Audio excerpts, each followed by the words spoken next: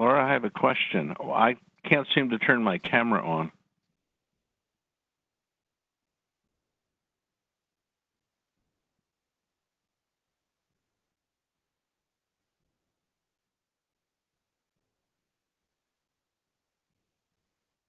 Laura, did you hear John?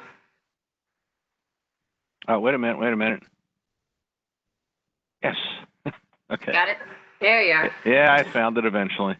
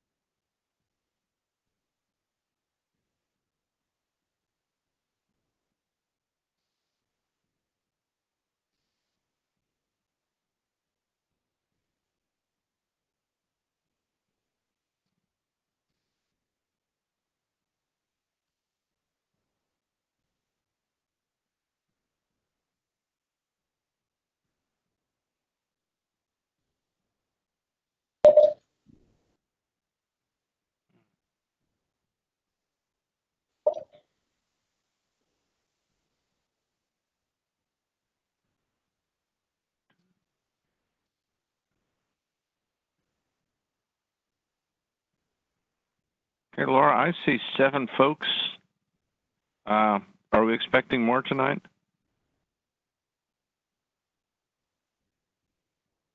I think a couple more, but we can go ahead and get started and see if they come on. Okay. Stop sharing this. That works for me. How does that affect the COVID motions if we have to call on everybody? Do we have to go back to them? Well, it looks like we have 1, 2, 3, 4, 5, 6, 7, and then Yeah. Susan and Joe and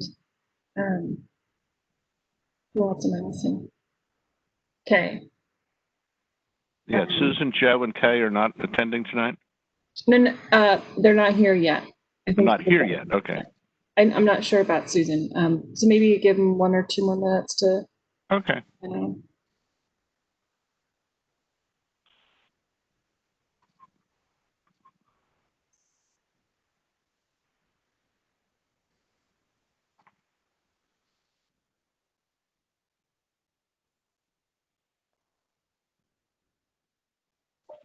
It appears Michelle might have some technical difficulties. Okay. Because I feel like she's talking and no one can hear her. Here, Michelle shows her mic off on mine. yeah. I just recognize that face. Can you hear me now? This Yes. is Michelle. Yes. Can you hear me now? Yes. Yes, I hear you. Okay. I'm using a new computer, a new system today, and so I all brand new. Sorry. Learning curve. Okay. Yes, learning curve. Okay. See that we got Kay now joining us. So Peter, how do I unmute it? Or how do I mute it? Oh, down at the very bottom of the screen, there should be some elliptical boxes. One says mute, one says stop video. And you can also use your space bar too, if that's an easy, quick one. Yeah, if you hold down the space bar, Michelle, it'll demute you, and then let go, it'll remute you.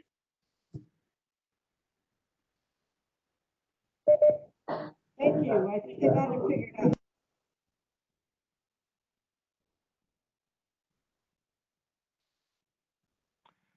And do we have all of our attendees? I see we got 4. Let me check. Laura just texted and said she's having some issues, so let me go Okay. pull up the agenda.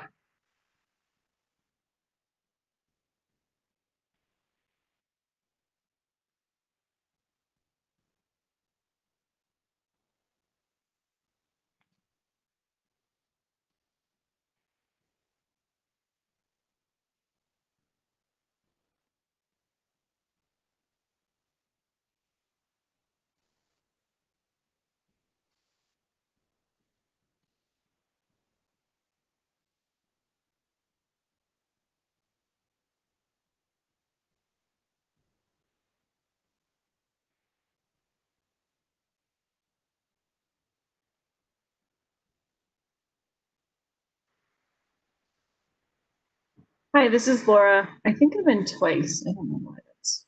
Okay. But I think we're good to go, John, if you're ready. We're good to go? Okay, I'm ready to go. Is Madam Secretary, you ready to go? I'm ready to go. Okay, excellent, excellent. Okay. Well, good evening. Before we open the October 8th meeting of the Fairfax County Architectural Review Board, we have a few motions that we need to pass in order to conduct this meeting in a virtual environment. So, to conduct this meeting wholly electronically and to effectuate both the emergency procedures authorized by FOIA and the ARB needs to make certain findings and determinations for the record, it's a bit cumbersome, so I ask you in advance for your patience. Number 1, audibility of members' voices. First, because each member of this ARB is participating in this meeting from a separate location, we must verify that a quorum of members is participating and that each member's voice is clear, audible, and at an appropriate volume for all the other members. Accordingly, I am going to conduct a roll call and ask each ARB member participating in this meeting to state your name and location from which you are participating. I ask that each of you pay close attention to ensure that you can hear each of your colleagues. Following this roll call, we will vote to establish that every member can hear every other member. So, Michelle Aubrey? Yes, I am here and I am in my home in a new computer.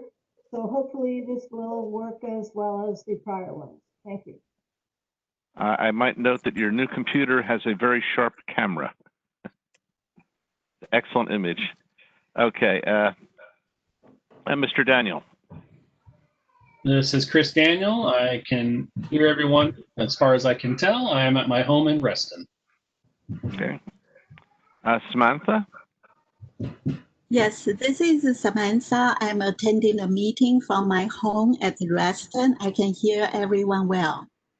Excellent. Mr. Kalinsky? Yes, hi, this is Steve Kalinsky. I'm in my office in Alexandria and I can hear everybody. Thank you. Good. Elise Murray? This is Elise Murray. I'm in my home in Vienna, Virginia. Okay, I don't see Susan on the list of panelists yet. Kay Orr? Hi, I'm Kay Orr, and I'm here from my home, and I can hear everybody. Okay, thank you. And Joe Plumpy has now joined us. Joe? Hey, yes, this is Joseph Plumpy. I'm at my residence in Fairfax Station, Virginia, and partly in that stadium with my dog. Thank you. And I can hear everybody excellent. Okay, so this is take your dog to the stadium night. Okay. That's right. Take your Excellent. dog. Okay. Again, I am John Burns, and I can hear everyone else quite fine, and I am sitting in my house. At this point, I want to pass the virtual gavel to the Vice Chairman, Mr. Daniel, so that I may be heard to make the requisite motion. I move that each member's voice is adequately heard by each other member of this ARB. All right, we have a motion on the table. Is there a second? I'll go ahead. Second. I believe that was seconded by Mr. Kalinsky. All those in favor? Indicate by saying aye. Aye. Aye. Those opposed? Nay. Hearing none, the motion passes unanimously. Thank you. Number 2, quorum of ARB members. As determined by the roll call, we have 8 members of the ARB present and therefore satisfy the ARB quorum minimum. The ARB required to determine a quorum. It is so moved. We have a motion. Is there a second? Second. All right. Second by Mr. Zellman. All those in favor indicate by saying aye. Aye. Aye. Aye. Aye. All those opposed, nay. Hearing none, the motion passes unanimously. Thank you. Item number 3, need for an electronic meeting. Third, having established that each member's voice may be heard by every other member, we must next establish that the nature of the emergency that compels these emergency procedures, the fact that we are meeting electronically, what type of electronic communication is being used, and how we have arranged for public access to this meeting. Therefore, I move that the state of emergency caused by the COVID-19 pandemic makes it unsafe for this ARB to physically assemble and unsafe for the public to physically attend any such meeting. And that as such, FOIA's usual procedures, which require the physical assembly of the ARB and the physical presence of the public, cannot be implemented safely or practically. I further move that the ARB may conduct this meeting electronically through WebEx, a county virtual meeting platform, and available for access through the ARB county website, or through phone at 1-408-418-9388 with access code 173-794-9483. It is so moved. We have a motion. Is there a second? Second. Seconded by Ms. Aubrey. All those in favor indicate by saying aye. Aye. Aye. Aye. Aye.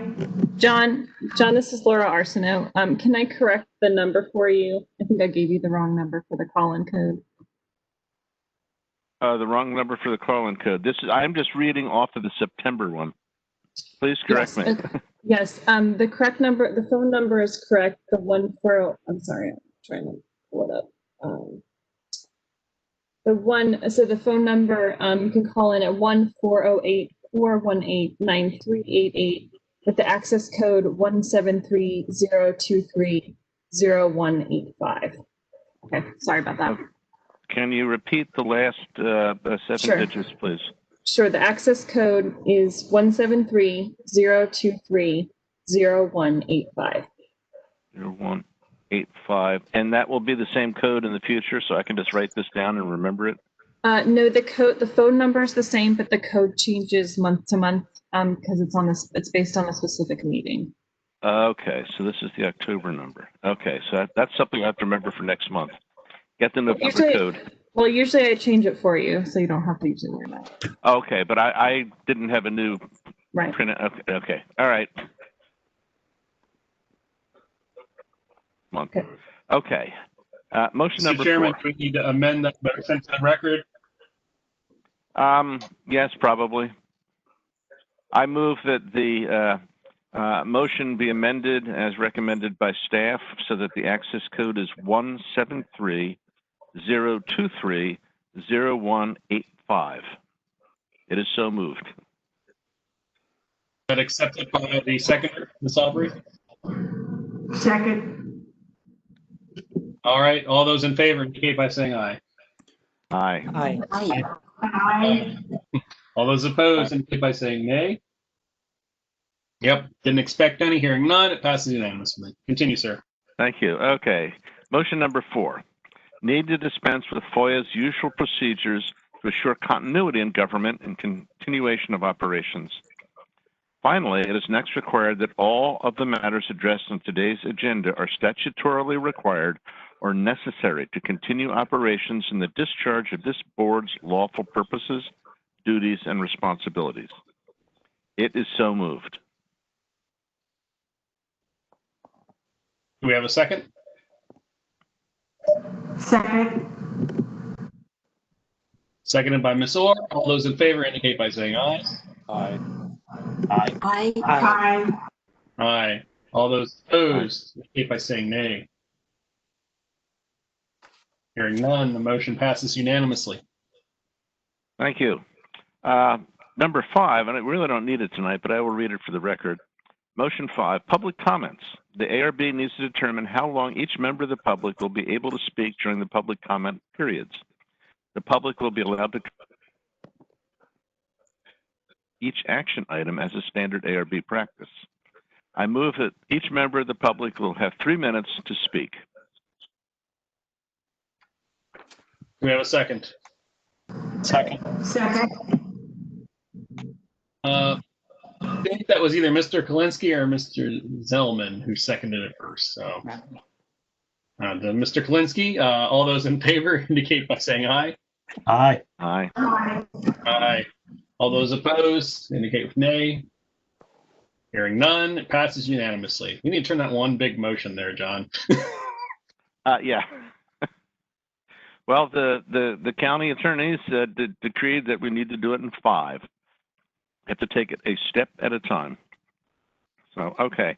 Well, again, good evening. Welcome to our virtual meeting. Tonight, Samantha Hong has graciously agreed to read our statement of purpose and intent for historic overlay districts. Samantha? Yes. Statement of purpose and intent of historical overlay district.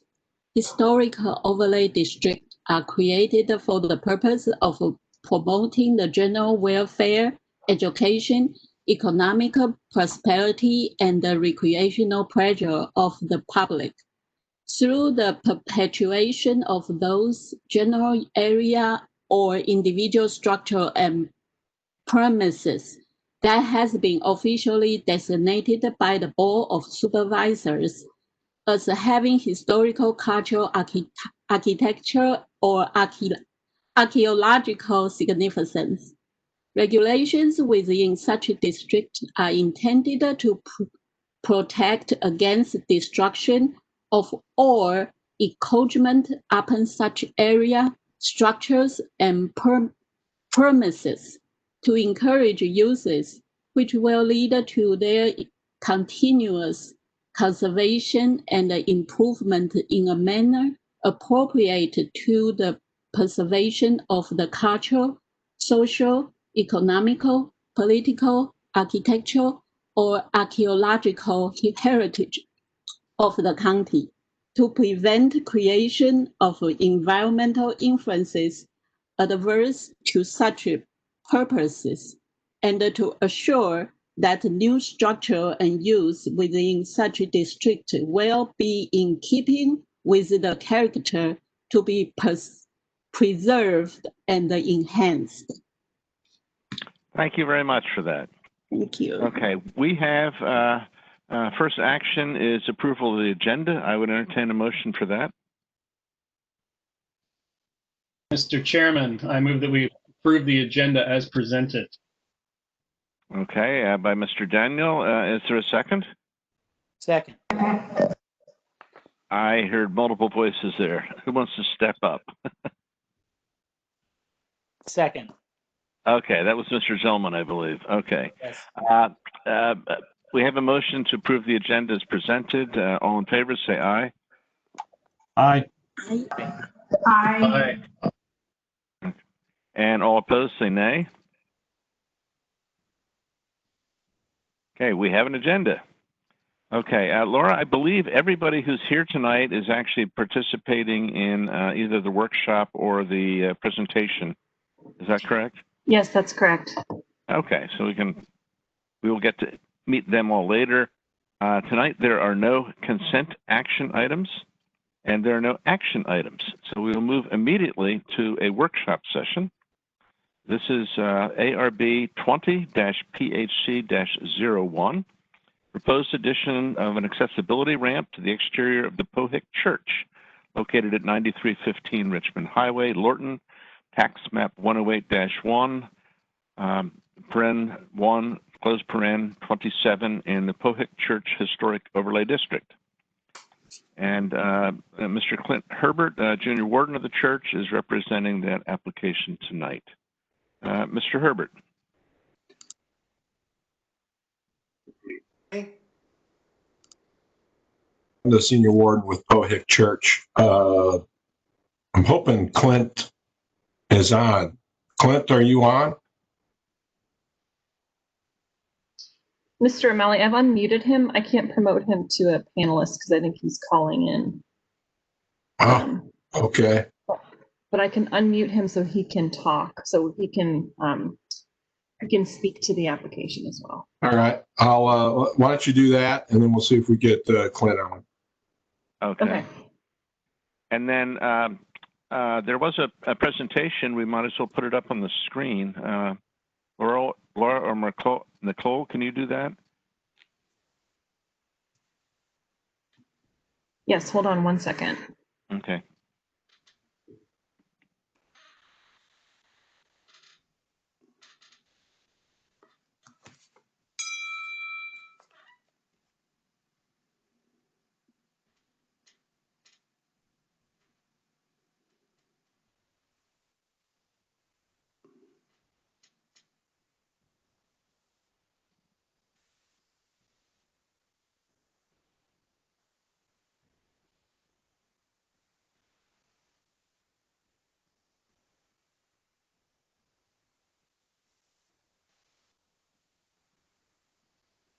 There we go.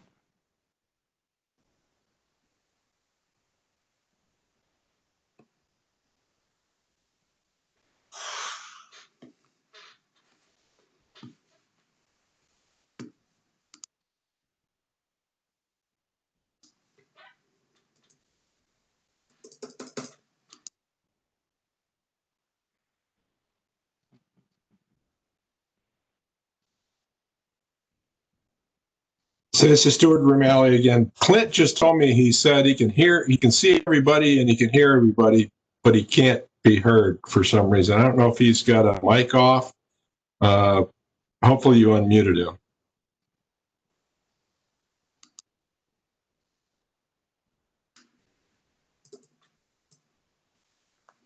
Yeah, there. I think you just unmuted him.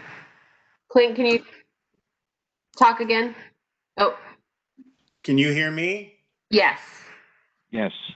Okay, I don't see anybody, but that's okay. Can you see me? No, are you on your computer, Clint? I sure am. I'm on the Laura? web. Yeah, let's, because we start out, you guys as attendees. Laura, could you move him to a panelist? Ah, okay, so there's other moves you got to make, huh? Okay.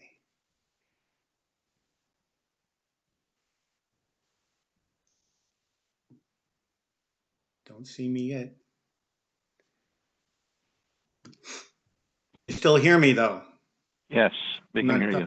Not trying to be silly, but I'm not sure what's working and what's not.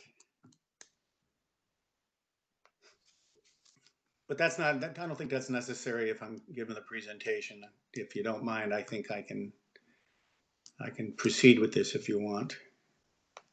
If we're ready.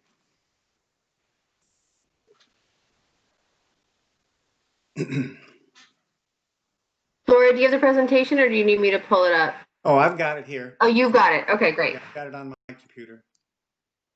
That's okay. I'm following your rules that you sent earlier. Make sure I had it on my desktop. So I'm following your rules. Oh, I got two of them. Now I can really mix myself up. Okay, so evening, everyone. Thanks for allowing us to have this little bit of opportunity. I wanted to take a moment to introduce folks that from Pohick that were there. You've met Stu. Stu's a senior warden, and he's also the vice president of the Pohick Church Historical Foundation. And we were looking to see our rector, Reverend Lynn Rinaldi, was going to try to be on, and so was our treasurer, John Paysauer.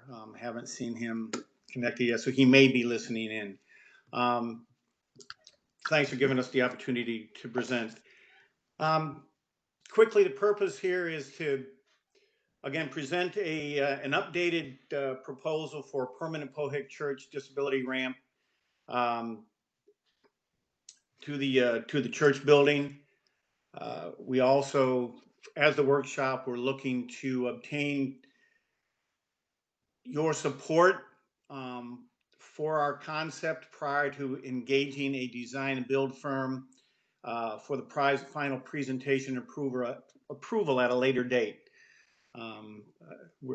As most churches, our resources are finite, so we're looking to try to get some level of buy-in and guidance from you so we can engage this firm and come to you with a total factual representation of what it is we want to do and the design concept. I know members of the church came and presented a proposal around the July 2012 timeframe. Subsequent to that meeting, the church decided to not go into any level of permanence for the existing ramp, and it remains a temporary ramp. A little bit about our church history. I'm sure most of you who've been members of the ARB know about Pohick Church, but those who aren't familiar with it, you'll see here 1732. We did have a parish was established further down the street.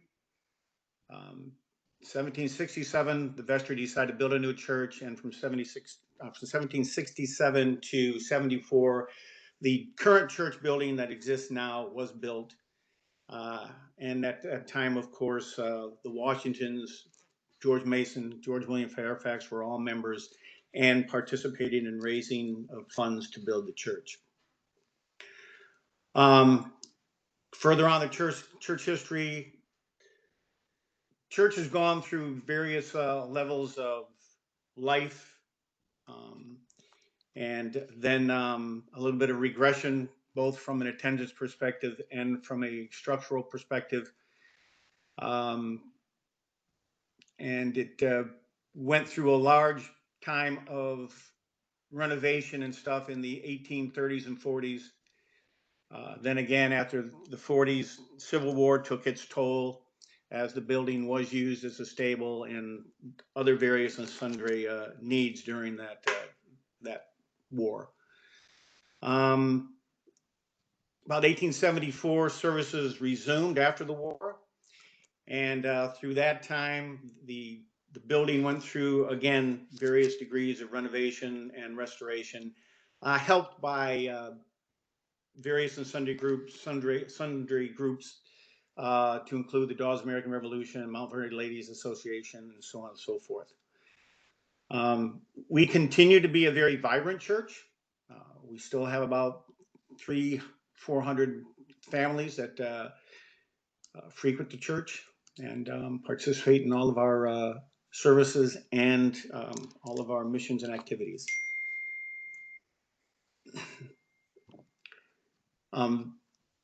Pohick Historic Overlay District, you're familiar with it, established in 1970.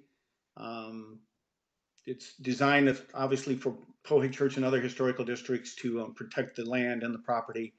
And we certainly have in the past and will continue in the future to benefit from your oversight and from your guidance. So you can see the next here is a satellite image of the church. If you go to page 10, simply just give a visual idea of where the church is located. The church, of course, is the upper building with the hip roof, and then across the courtyard is the parish house. If we can go to page 11, chart 11 rather, current status, and then this is based on the July 12th presentation. We have a temporary handicapped access at the northwest entry door of the church. It is getting quite old. and it's outlived its, at least in my estimation, and in several others, its usefulness. Page 12 is a excerpt from a previous proposal, which was represented as the permanent ramp. The church, we decided not to do that. We simply did not think at the end of the day that the long run that this door in this area represented the best place to put a permanent ramp. The previous proposal did result in some ARB concerns.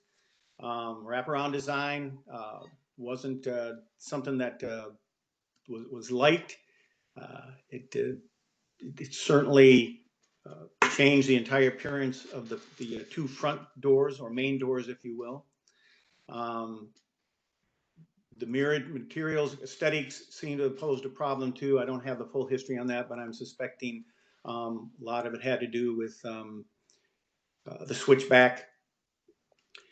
Was there some archaeological issues associated with that area? And of course, the building itself not really fitting in that location. And of course, I mentioned a couple minutes ago, the front door. Those two doors are the main doors to the church. So what we have, as based on the previous charts, was our northwest door location of the temporary ramp was preferred at that time, the majority of church members, and of course our previous rector. We do know from documentation and stuff that the south entrance was suggested by the ARB, and it was preferred by the Pohick Church Historic Foundation. But that's what happens when you get outvoted. You don't, sometimes you don't get what you want. Let's go to number 15 is the west front current ramp location. Again, these are current photos.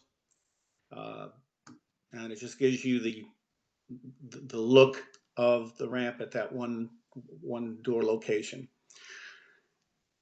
Let's go on to 16. This is what we're proposing and what we're looking for your guidance and support so we can move forward with the actual design.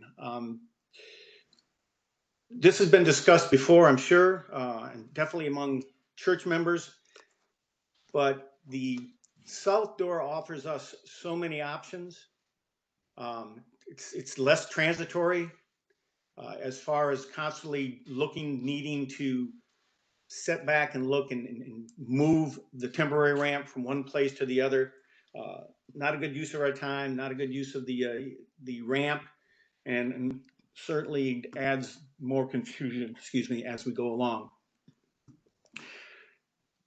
It would relocate the handicap entry to really, in our mind, a useful area, more amenable to a creative, compliant design. Got more room to work, better aesthetics in the long run. It certainly eliminates the ramp at the main entrance. It allows for us to reset the aesthetics at the main entrance. We've got quite a bit of work to do at the main entrance. Once that ramp goes, it just allows us to kind of set back and relook at that main entrance area and reset the aesthetics so that it fits a little bit more in the overall historic district concepts. And for usefulness, it just does enhance the aesthetics in that area, in the south area. The utility of the south entrance does both. And it allows us to take advantage and improve the outlook of our courtyard, because that is where our church courtyard exists, is between the south entrance and the parish house. If we go down here to, one thing I do want to mention is that south door, when you go in that south door, there is a foyer there that is about 6 feet wide by about 10 feet long. It provides a lot more maneuver room for wheelchairs and other handicapped equipment. as opposed to that south ramp, though it did allow you to get up in there. Once you opened the door and walked in there, there was really no, I guess you could say, transition space that was readily available in those two doors on the west side. Go down here, please, to 17. That gives you a particular layout look of the church. If you look at letter A, that's the center aisle. You look to your right, that is the foyer area for the south entry door. And then if you go down to B, you see the door sizes and the entryway area, which is far less and little inconvenient and certainly a little congested. So we see that as a real plus too.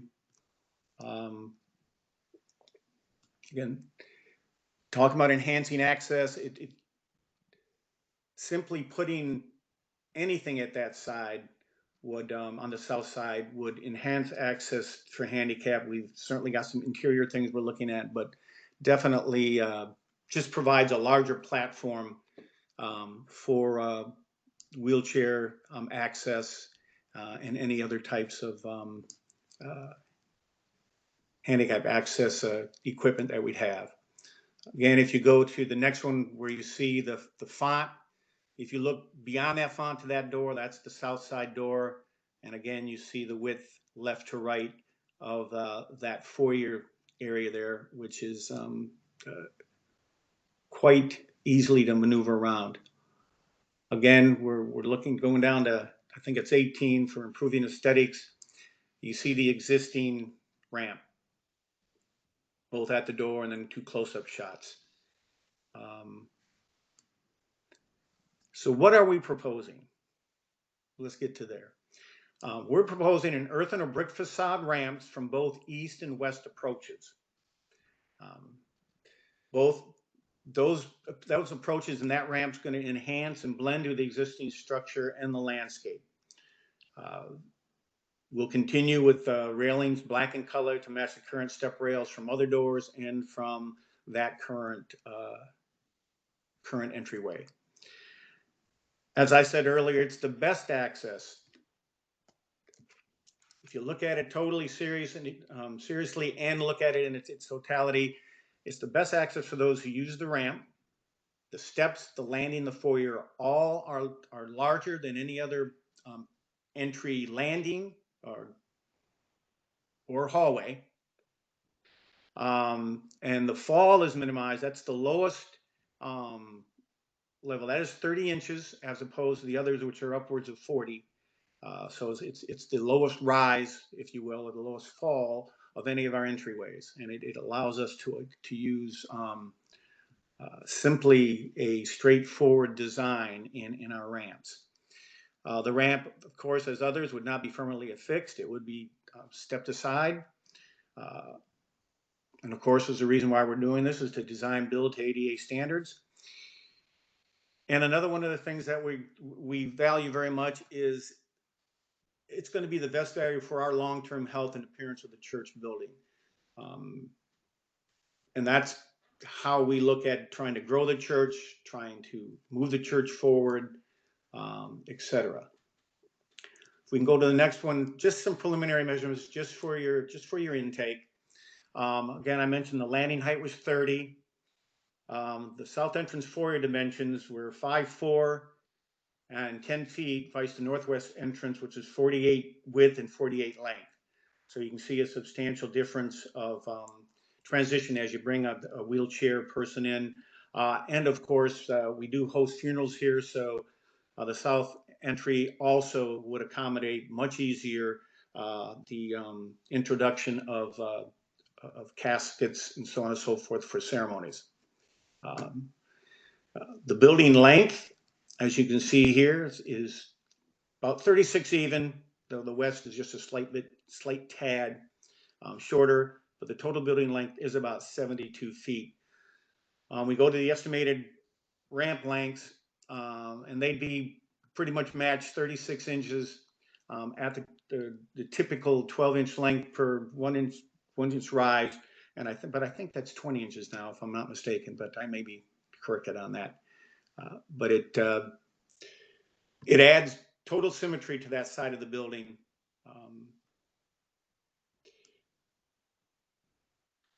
Here's a And Laura, I think I was going to say, we've been seeing some different stuff on the screen, so I just wanted to give Laura a heads up. Yep, I'm sorry about that. Thank you.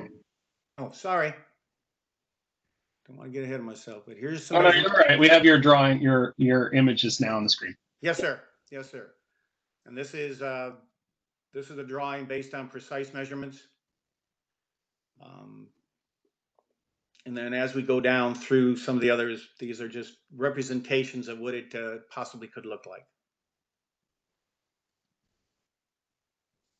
So if we go down to number 24, you'll see a overhead view of the proposed ramp. So bear with me here. Then you have a west to east view on page 25. I keep saying page, chart 25, with the two main entrance on the west side of the building. Then we'll get into a brick facade, infinity wall, if you would. Brick facade overhead on number 27. And we are looking at a earthen facade with plantings of some sort.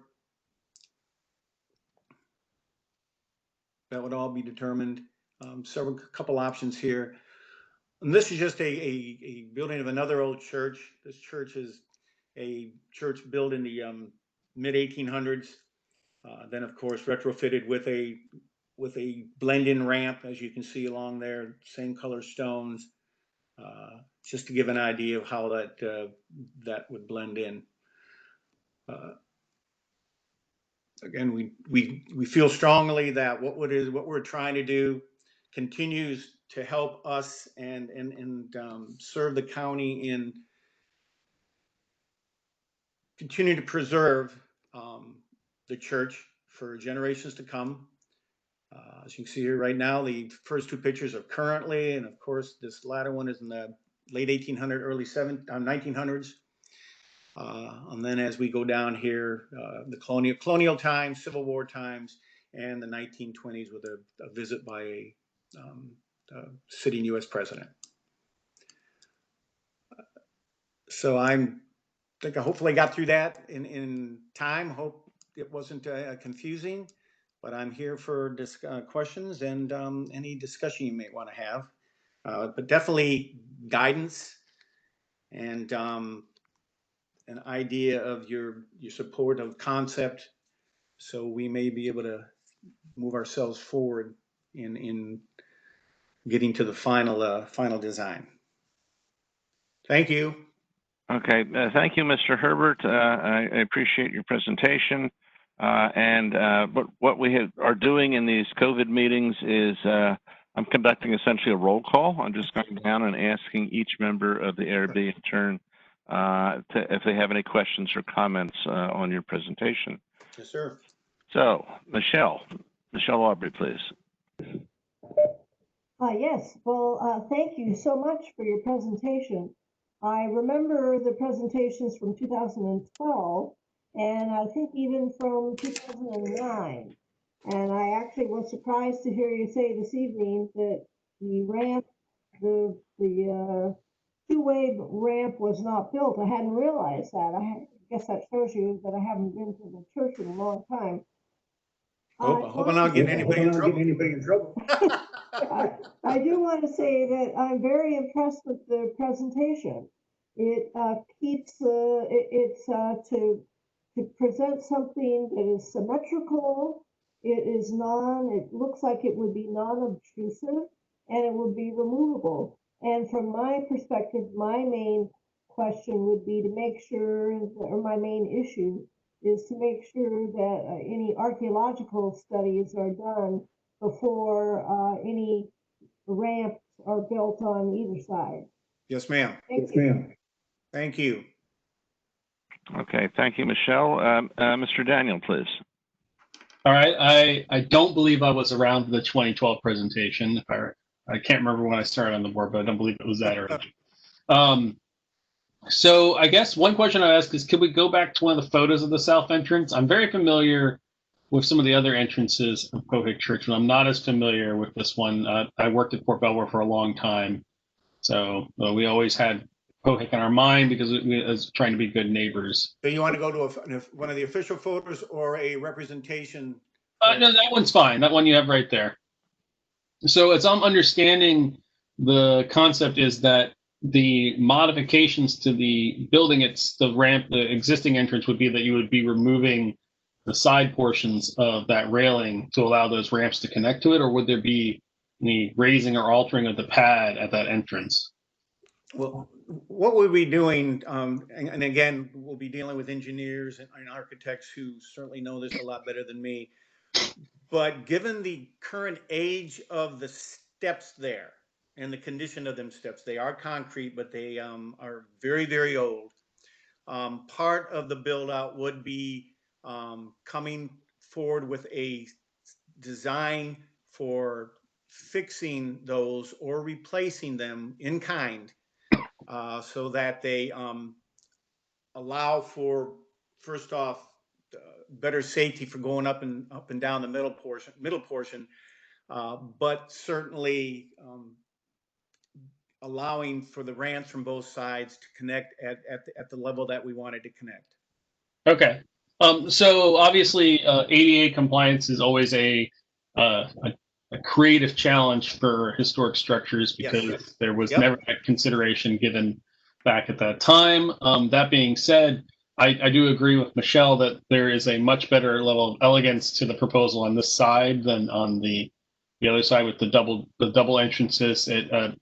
I do like the concept of the symmetry there. I think one of the biggest things that I would want is, while I do want materials to be similar, I would want a clear distinction and separation in a way that could set apart that, this entrance wasn't always as such. Absolutely. And I know that's something very obvious to most of us and probably is very obvious to any practitioners and everything like that. But from a layman's perspective, the idea is that we want something that's, compatible with, but not completely identical to. So if there was going to be a proposal that went forward, we'd want something that separated itself just a little bit, that you knew that this was a modern piece of construction, and giving the suggestion that it could be removed if one ever so wanted to. Now, obviously, the idea is that you probably wouldn't be removing a ramp anytime soon because the idea is to provide that accessibility. But we want to give the representation of that concept, though, that this is not irrecoverably attached to the church in a way that it couldn't be removed without damaging it. So I think a lot of this is going to be the nuances in the design. I don't really have much objection to the concept and location you're proposing, and I actually think I do appreciate the benefit that it'll provide to the main entrance of not having that temporary ramp there, because I do think it does detract a little from the facade itself. So I think Michelle's point is well taken about the archaeology. That is always an interest there, but I think this is achievable with the right engineering and architectural drawings and material selections. And we will come with that. We definitely will. We're keeping all that in mind, and we appreciate you bringing that back up. Thank you. All right, I'm done, Mr. Burns. Thank you. Samantha Huang, please. Yes, I have a first question is, so we see the existing temporary ramp. Is that going to be removed? Oh, yes. Okay. Yes. Okay. And my second question is, so the new proposed ramp, it will project out from the building corner. My calculation will be about 3 feet, right?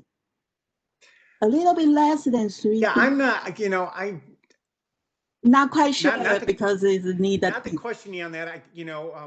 Several of us have taken our measurements. Several of us have used the formula, and we think probably maybe a foot and a half on each side, so that it's, but not starkly 3 feet on one side. I mean, the intent is symmetry across the board. So if it's a foot and a half longer on one side It will be 1.5 feet on the other side, but it will blend in right with the sidewalk to the front of the building, to the west side, and then it will make a right angle and connect with the existing brick pathway on the east side of that building. So you'll virtually see.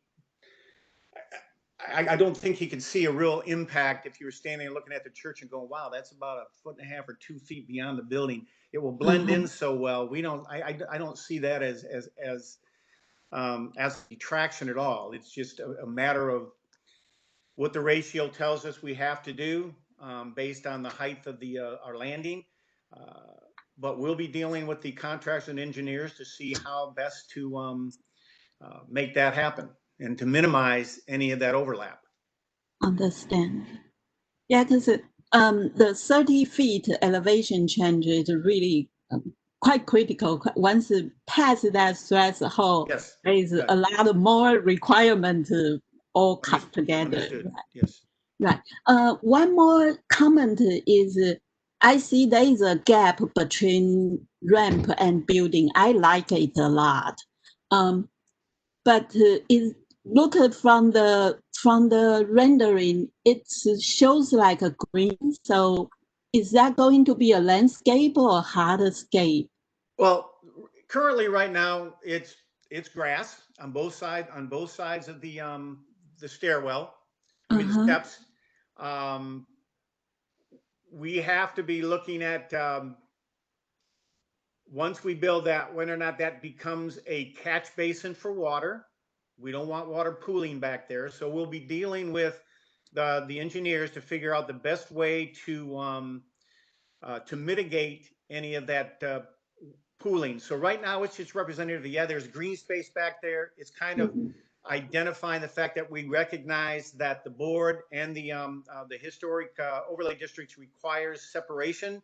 So that's just to indicate we recognize that we're not building that ramp up against the building. We do have some space there, and we recognize that we need to acknowledge that if we're not careful when we build anything, whether it was a ramp or something else, and we left that space there like it is, the potential for pooling of water runoff from the roof could create more damage than we want. So we'll be looking at mitigating that.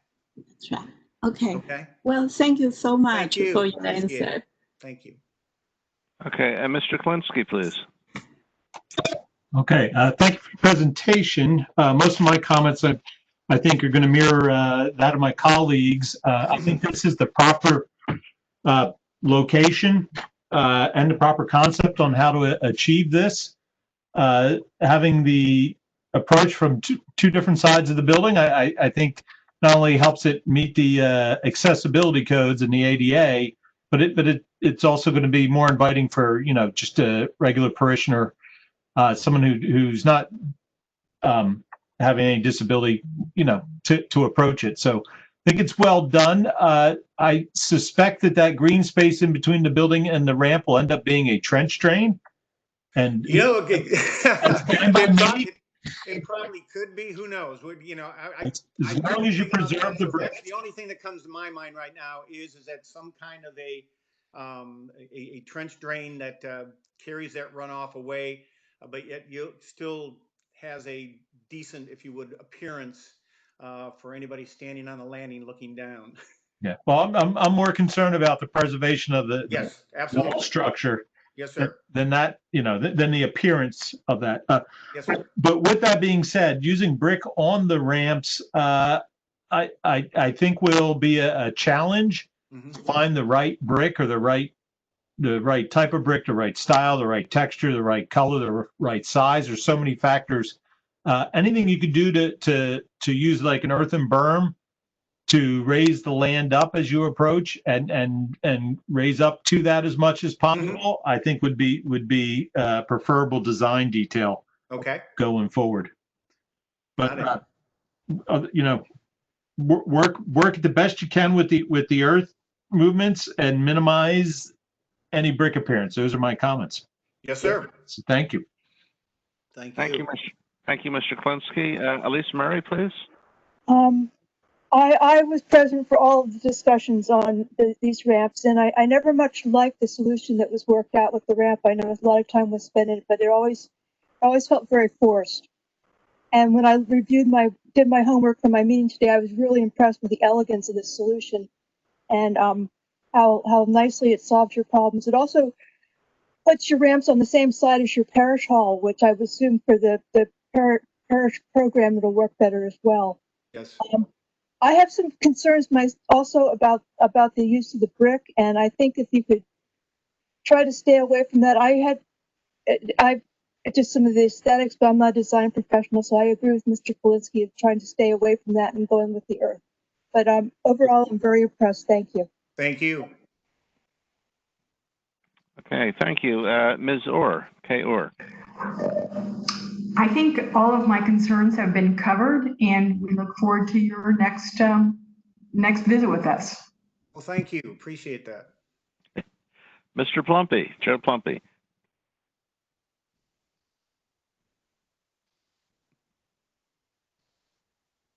About that. Well, yeah, I think the attempt is very good. I do have a few comments. First of all, what's the corning of the building right now? I mean, what's the corner material of the buildings that is shown in a light color right now? That's on the screen. Is that those are sandstone? Sandstone. So, I guess a couple of things here. I'd have no objection if the face of the ramp was sandstone, so that pulls it off, so it's not so brick in anything. I think that's because it acts as an accent, and the plants would make it go away and so forth. But I think the earth and burn is going to be very challenging there because you have a big dimension between the back of sidewalk to the face of the ramp.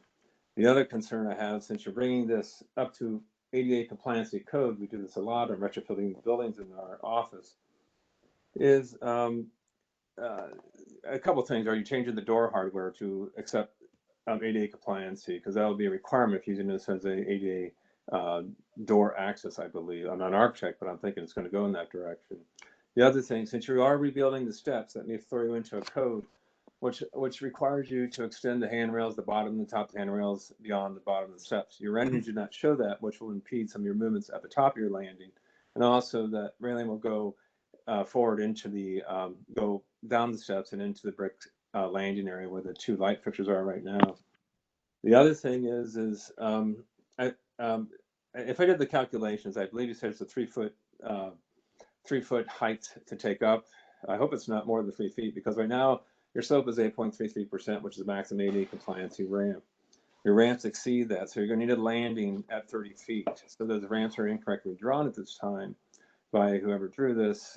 Basically, you need a landing every 30 feet. That's 5 feet in length, and then the rest of the ramp goes. So your symmetry would push the edge of the ramp, as one of the other board members, Michelle, I think, mentioned, into that existing brick sidewalk even further by another 5 feet, which would close off pedestrian accessibility around the church, because the ramp would extend into the existing brick sidewalk. So I don't mean to bear bad news, but right now your ramp is not ADA compliant as drawn. It's 35 feet long, straight run of a ramp, as opposed to a landing. You need a landing at the top, a landing at the bottom, but you also, and unfortunately, your length of your ramp is already at the maximum percentage of slope of 8.33%, 1 in 12. So what that does give you, unfortunately, is a mid. So it's a symmetrical line as you have drawn. So that would have to be modified and changed. So it's unfortunate. I do like the symmetrical design, but you're going to have to kind of go back to the drawing board, so to speak, to make sure that it works with code. Right now, it does not, as it's currently drawn. And we understand that, as I mentioned at the beginning, this is representation. Wanted to get your support of the concept. Okay. Well, I think the concept is good, but keep in mind, concepts are one thing, but in reality, maybe another, which may put a fly in your ointment here. I'm sure you have talented designers on your staff and consultants that can make this work well. Hence, I know that one drawing you had in the elevation concept, you had the freestanding brick wall or a wall, a masonry wall that's kind of not parallel to the steps. I assume that's would not be there. I'm in favor of keeping the ramp without any kind of wall in front of it, and if you can decrease it with some earthen, but I don't think there's room unless you brick sidewalk. So my thought would be is perhaps the side of the ramp is faced with the sandstone as opposed to the brick if everybody has objection to the brick, because it seems like everything that's elevationary, meaning the steps are a concrete, or I think you said they're concrete versus sandstone existing, but I was just thinking that would be more appropriate. So I guess a couple, so again, do you have your designer make sure that it works? And it's always a bugaboo in older buildings, you know, with the No, you're handrail fine. No, and so forth. that's what I'm here for. Yeah, so We'll, you know, we'll again, get it I'm going. saying for sure, unless you do some magic with the ground plane, that you raise the grade of the ground, which I don't think you can do. I would not suggest that because you're going to exasperate things. Is that your ramp will have a landing in the middle of it because it just exceeds 30 feet per code. So Definitely make all that our design team firm well aware of that. You say they are aware of it, or they not aware of it? Sir? I'm sorry. Did you say that they are aware of that they have to modify? Oh, we will make them aware of it. We will make them aware. We because simply well, this is my concern is the dimension on the ramp drawing. You know, it shows us 35 feet 10 inches or something like that. The other side is 36. So, you know, it just doesn't work that way. So I'm sorry. well, I'm talking that ramp. So I'm sorry. I'm not pushing back. I'm trying to as you look at that building, you measure the building from the center post of that door. All to the west, it's 35 feet 10 inches. Okay. How it works that way. I'm not talking the ramp. I'm talking about the building. Okay, I'm sorry. Could you go to the dimensional drawing? There you go. Those dimensions, see, to me, that says that the length of the ramp is 35 feet 10 and 36 feet respectively, because the dimension is taken from the top of the ramp down to the bottom of the ramp. So I don't know where you're getting right. I see what you mean. I see what you mean. Again, this was a rendition based on a non-architect and a non-engineer. No, that's fine. That's good. So I gave the best shot to give the representation. We will certainly take everything you've said back to our design guys and say, okay, how do we make this work? Sure thing. Sorry. I'm pretty sure they'll come up with something. Yeah, I'm sure they will. I don't mean to be so blunt. I just want to make sure that you walk away from here that you got. I appreciate that. To do. That's all. I like bluntness. All right, blunt. It is good. Thank you. Right, and this is Mr. Burns. Before you go on, this is Laura Arsenault. I have Reverend Rinaldi would like to make a comment if she's able to unmute herself. I think I'm muted. Yes. All right. I just wanted to say thank you so much for your ministry to the county and to us. And we feel so very encouraged by your feedback. I've got to commend Clint and Stu and John for all their work on these drawings. We really do believe the South Side is a beautiful symmetrical representation of something that we can do to update our historic building that we love so much. And I also believe that our patriot ancestors would have appreciated our foresight in allowing folks, they wouldn't have thought about it in those days, but would have appreciated our ingenuity in coming up with this. And we really appreciate your feedback and your ideas and your specifics on how to proceed. It's very, very encouraging to us. And we look forward to working with you more. Believe me, it is our pleasure to look after the heritage of the county and all of our historic structures. So we're grateful that you're willing to come in a workshop setting so we can get some feedback and then come back for action at a future meeting. We look forward to that. I've got two more folks. There's me, but also Mr. Zellman. You have any comments, sir? Thanks, Mr. Chairman. I don't think I have anything to add that hasn't been said already, and I think this is going in the right direction, and I appreciate the presentation. Thank you. Okay. Good. I do have some comments. Laura, is it possible for me to share my screen? It's grayed out on my box. Let me see if I can make you presenter. Hold on one second. Let me stop sharing my screen. Then John, let's see. Yep. Yes. Okay. Okay, try now, John. Okay.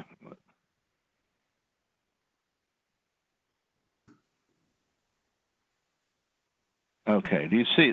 What I did is I don't see this. I'm hoping that you guys do. I enlarged the photograph from your presentation of the south entrance door. Right. And I had a series of questions based on that enlargement. One, it appears as though there is some different type of platform at the top step. Is that an additional step to bring it up to the level of the church, or? Yes, that is a box built of Trex material, simply to bring it up to that level, so many of our folks could step up that one last step and then easily step into the church foyer, as opposed to have to go up that additional 7-8 inches. Okay. Okay. Fine. Thank It's you. removable. It's removable. Right. Okay. I just wanted to make sure. And then Yes, you sir. mentioned that the steps would show signs of spalling and such. Are precast concrete? Is that correct? Not sandstone like the No, plans? they are stone. They are stone. Okay. They are stone, but very, very old. As a matter of fact, they have metal anchor points connecting and holding some of them together. There has been some cracking and breaking, and so that is filled with mortar. So they obviously are at a state of deterioration where they would be part and parcel of the overall update. Right. I can clearly see the iron oxide staining from the cramps. And then I noticed to the left of the door, as we're looking at this image, I counted 5 vertical members of that railing, and they appear to be maybe 6 inches apart from where they turn and are almost flat onto the camera. So that makes that top landing up there about 3 feet. And then your ramp, you said, was 44 inches, and you said it was about 1.5 feet out. I mean, actually, let me see if I can go back to bring this back to, okay. You know your presentation better than me. I'm going the wrong way. Okay. Sorry. Wait a minute. Nope, I went too far. Okay. Well, let me comment on this one.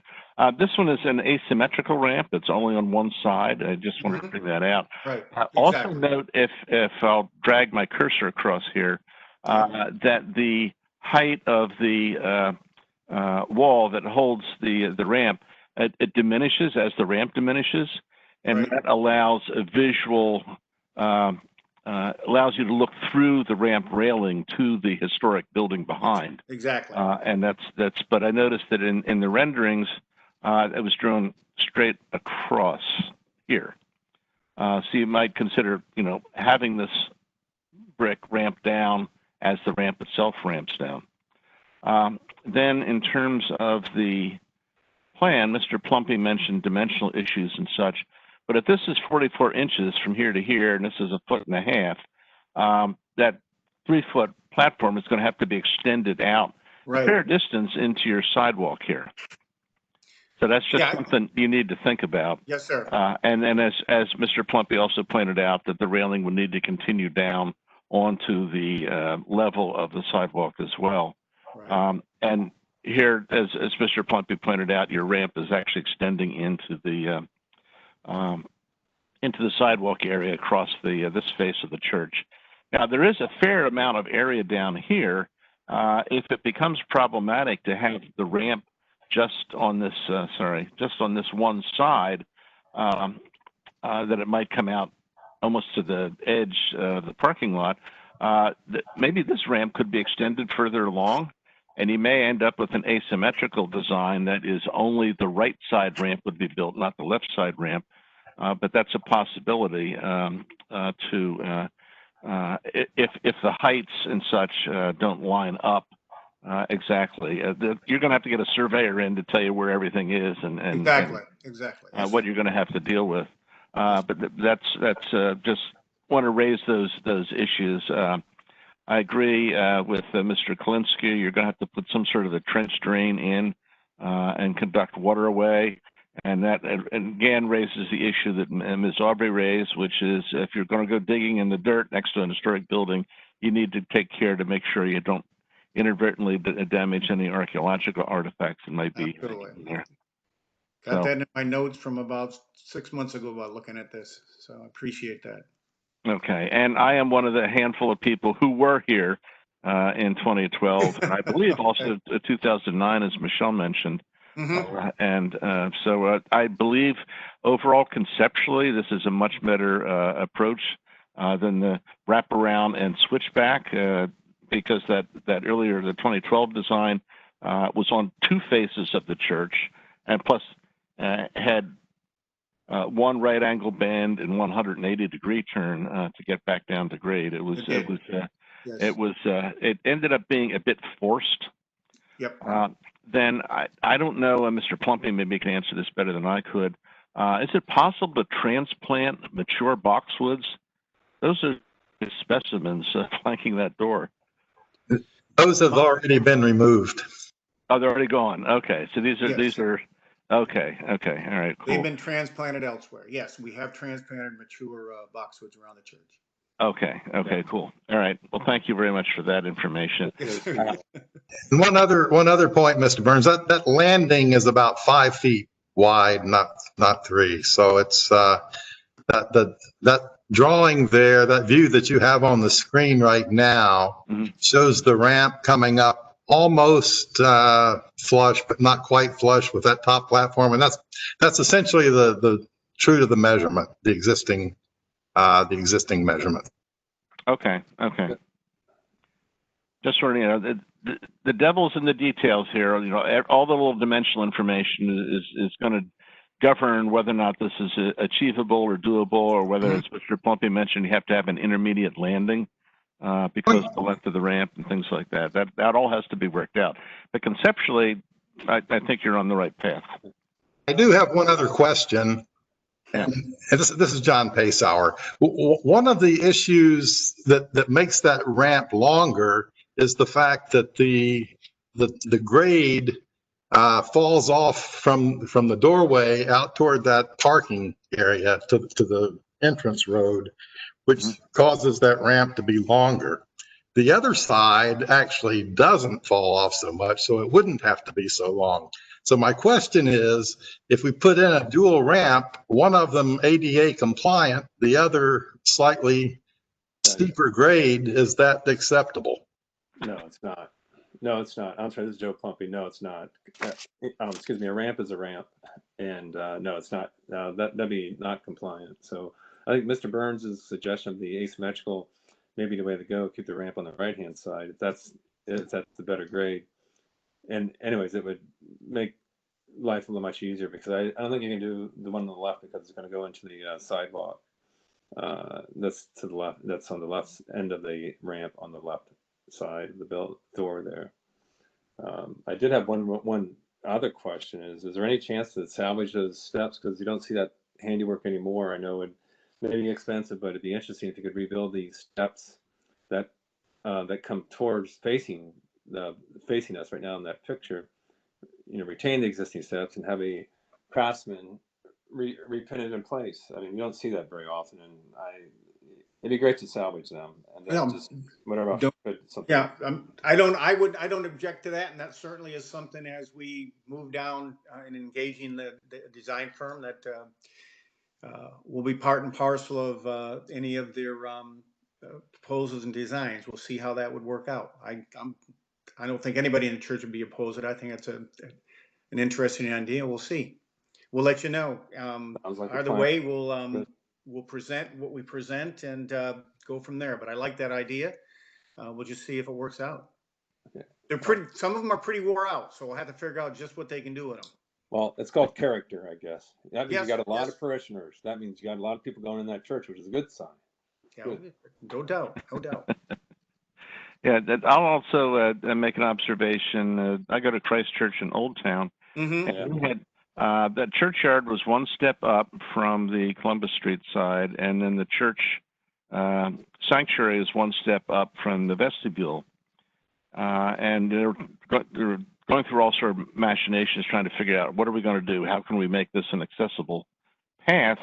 And in the end, what we did is we just very gently sloped the vestibule floor up so that there wasn't a step.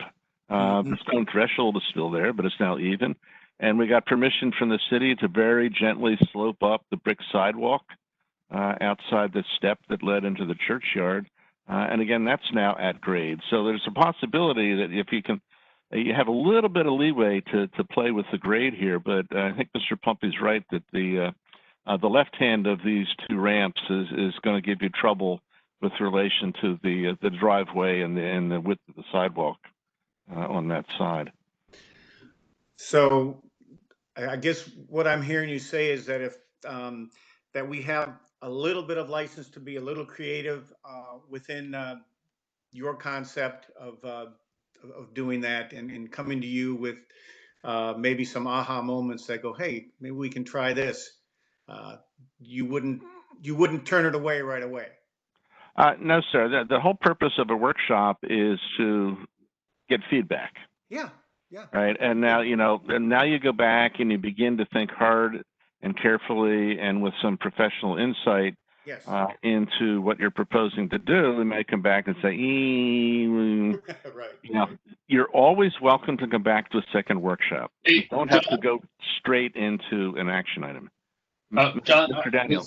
I was going to say that exact thing that you just said, while it's your choice, obviously for the church to decide to come back for another workshop or to send an application for approval, I think this is personally ripe for one more workshop once you have some materials and you've sat down with some professionals to work out the intricacies of the design. Then we can maybe move from that one to an application for approval, because I think there is some room for some license to maybe say, hey, we've got a few different ideas, recognizing that you've got to deal with existing circumstances. That's good. That's good to hear. Yeah, that would not be a problem.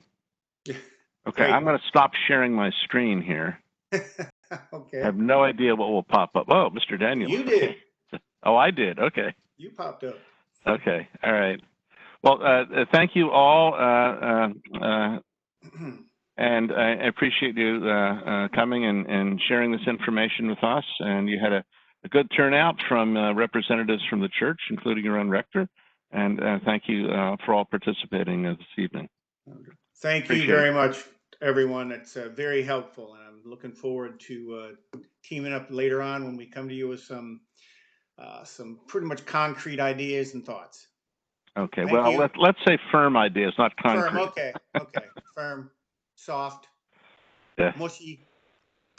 Hey, Mr. Burns, it's Stu O'Malley. I just really want to say thanks to Laura for getting us all the information and making this a good, successful night. And you will see us again in another workshop. I'm almost certain with a more mature design. So thank you so much to everybody for listening in. Thank you. Okay. Have a good evening. Have a good evening. Okay, Laura, next thing up we have is a presentation from the Traceries folks. Yep, I'm making them a panelist right now so they can share their screen. Hi, everyone. Can you hear me? Yes. Hi, this is Sarah Vonish with Traceries. I'm pulling up my screen. Hold on, I need to make it. I need to give you the presentation privileges. Okay. I think you've got it now, Sarah. Go ahead. Okay.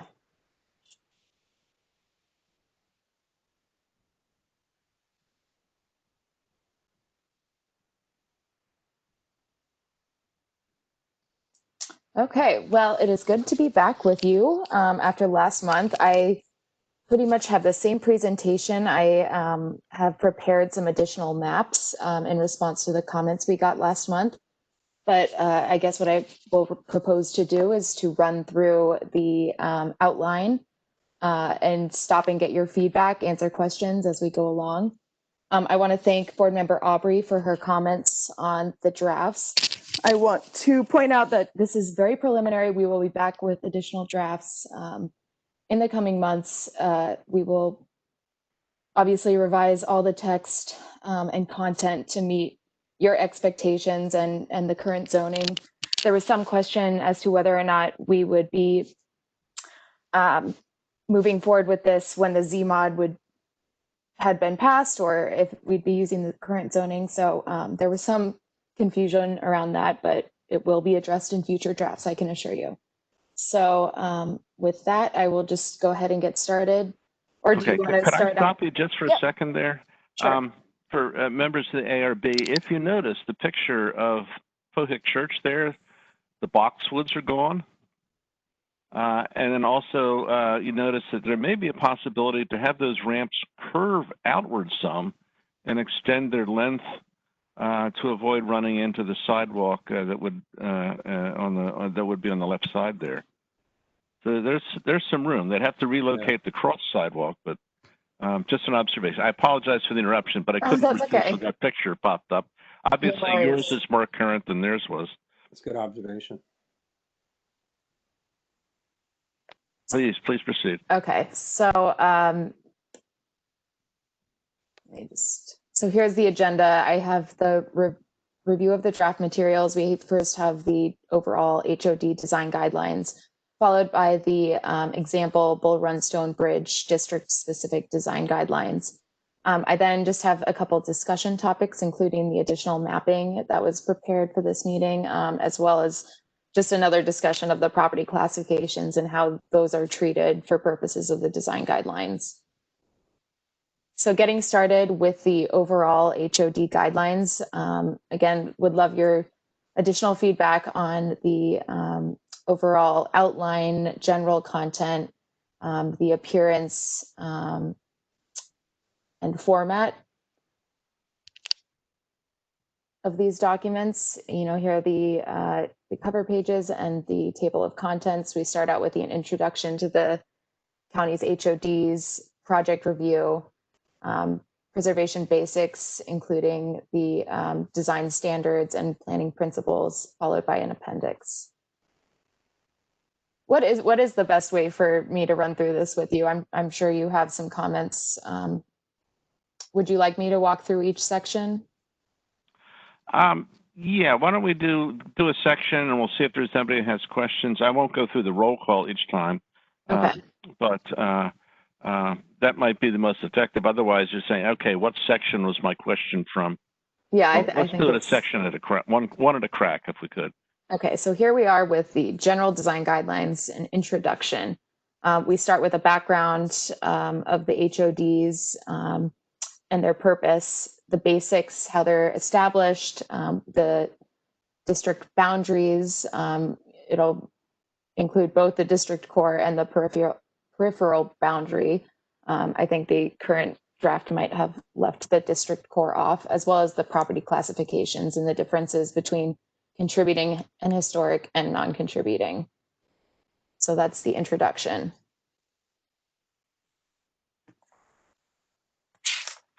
Any comments?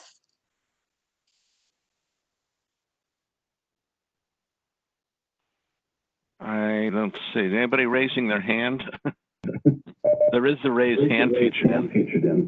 Oh yeah, Michelle, I see your hand. Well, I appreciate you mentioned at the before you began that you have received my comments. I did spend a lot of time because I feel very I feel that this project is very important for the ARB, and that it is, in my view, the recipient of this whole product is to make everything easier to understand for property owners, because that's who I see as the primary audience for this. And I can tell based on just this one page that you did, you took into account some of the comments I made to you. I mean, just to let all the other ARB members know, I sent about 10 pages of comments. I spent quite a lot of time on this, reviewing it. And I found quite a number of issues that I was concerned about. And so I appreciate that they've added in the 2 levels of boundaries, and they've added in the historic properties, which was not in the original draft. And I don't really want to go, you know, section by section and tell you all what I had commented on or what they did, but I just want to say right up front that I appreciate the fact that they have looked at my comments. The whole point of my review was to hopefully that it was received as constructive comments to improve the documents and make a product that will meet everybody's expectations. That's all. I greatly appreciated your comments, so I will put that out there. And I am tracking the comments that I received from you and other board members. So once we submit a subsequent draft, I'll be sure to clearly identify to you how we made adjustments.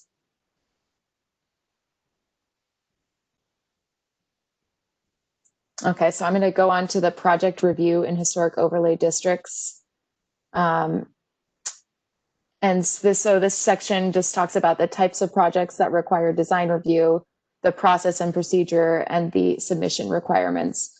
And a lot of this material was put together with staff's input and the checklist that staff uses. Board member Aubrey provided some really helpful comments, especially I think for the checklist and having a one-page document that applicants could more clearly and easily use to, check off the items that they need to submit. So we'll be working on reformatting that to just make it more simple and easier to use for the applicants. I also did see your comments on the color use of color on this chart and making sure it's legible. So these are all really helpful comments that you've had, and they will be incorporated. Okay, I don't see any raised hands on that section. Okay. So then we go into the preservation basics and planning a project in a historic overlay district. This section has a lot of content. A guide for beginning the process and planning a project, reaching out to staff, possible preservation incentives, the Secretary's standards for rehabilitation, just as the standards that the board uses, and then the planning principles that had been identified by the board previously as those being most important to achieving compatibility for new design and new construction within HODs.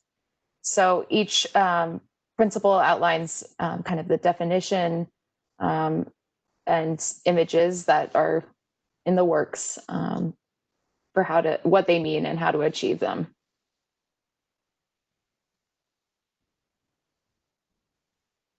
Okay. Hey, John, Yes. I don't know if my hand's working, so I'm just. Okay. Yeah, I didn't see a hand pop up. I do really like that we're going to talk about each of these different principles, but I wanted to back up a little bit to the beginning of this section. Mm-hmm. I think from a formatting perspective, it feels a little like an overwhelming amount of text in the sense that I think there are certain statements in here that might need to, like there's one page on page 30, you actually highlight some text, which I actually kind of wish that was more consistent throughout, unless in some of these areas, if there is key emphasis on things in here that we want to point out, because it really does, I don't know, I do feel like that's a section someone's going to speed by to skip though too. And that's what I'm trying to make, in my mind, I want to see sections that are very engaging to the eye and the user so they don't just jump past things. But at that same time, if they're going to, I want the sections that are like, I do really like the checklist in the other section. I think that one is really a great tool. And I wish that was something that many applicants followed in now, because we so frequently get things that don't meet what we're asking for. So with the planning principles section, I would kind of hope that there's a way that you can present it that, jumps out that these are some critical items that we're looking at for folks to focus on. And I'm not quite sure if I'm still trying to visualize that in my mind, but I'm looking at it almost like a textbook in the mindset that I don't want a person to look at it and just bypass things. So it might be that perhaps each concept should have its own page, or, I don't, if that makes any sense, but I'm really looking for something that stands out from that nature. I do think from the pictures you've selected and the concept that you do have right now, I think those are some really good images you're choosing to reflect this. I don't, I haven't given you comments like Michelle has, and I owe you those, obviously, but I definitely think there is, I'm seeing a lot of things that make me happy, is what I'll say, but some attention to that types of information that could call out certain concepts to folks. Maybe then as a teacher, I could go, well, if you see right here, we even highlighted this fact, and I'm happy to point out some of those items, things that we consider critical concepts. Okay. I think the idea of including each principle on its own page and providing some more imagery and highlighting those elements, I think that would help to call these out and make them more visually interesting. So we'll take a look at doing that. And please keep sending me your comments because I do appreciate them. The only other thing I had in this, and this is just something that I've only recently seen and talked about, and they're not in guidelines, but they're in other documents developed in my job at the ACHP, or if there's a term that's being used that is really highfalutin or potentially really not going to be known by the layman. I've seen the new concept, particularly with guidance and tools to help folks for the layman to look at. They're almost like a little bubble that says, "Here's this term defined." Because sometimes, particularly a very high concept word is used, and somebody's going to go, "Well, I don't even know what the heck that means." Okay. I don't want to insult our readers. I would rather educate them with if you don't know what this word means, hey, here you go. Here. But I would only isolate that to particular architectural, archaeological terms that might be something that we would end up using. We sometimes do that quite often with muttons and mullions and things like that, the architects who are presenting might know, but then you see a confused homeowner looks at us and like, what did they just say? Got it. Mutton chops. All right, sorry, that was all I got for the moment. Thank you, though. Okay. Thank you. I don't see, suddenly my chat disappeared. Okay, I don't see any other hands, so. Okay, I'll keep going. So then the appendix, just including information, contact information, and links to additional guidance or other resources. So that's this section.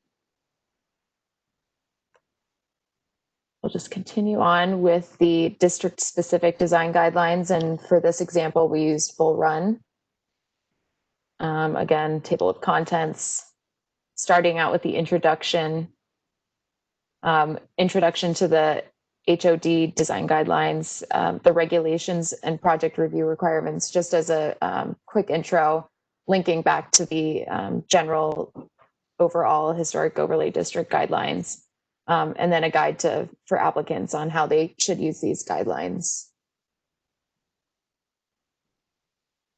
And the next section goes into the history and significance of the historic overlay district, including just a timeline of development and the statement of significance, why we should care about the Stone Run Bridge and why we are preserving the district.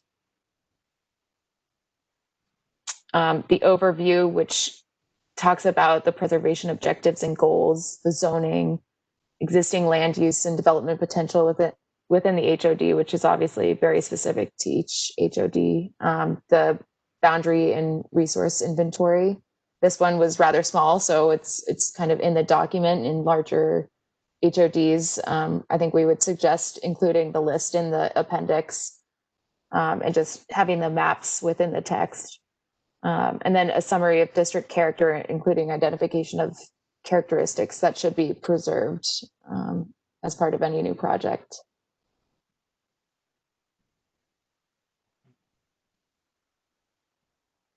And then we get into the design guidelines. We've organized them into kind of general sections. First being guidelines for preserving setting in the case of Bull Run, topography, landscape, and archaeology. Guidelines for preserving architectural character, preservation and rehabilitation, and guidelines for architectural compatibility, including new construction and new additions. So for each historic overlay district, there's going to be emphasis on some over the others. At Bull Run, it's really about the setting. The potential Holland Hills or Centerville would have a lot more on the architectural compatibility and preserving architectural character and specific materials and guidance for those types of treatments.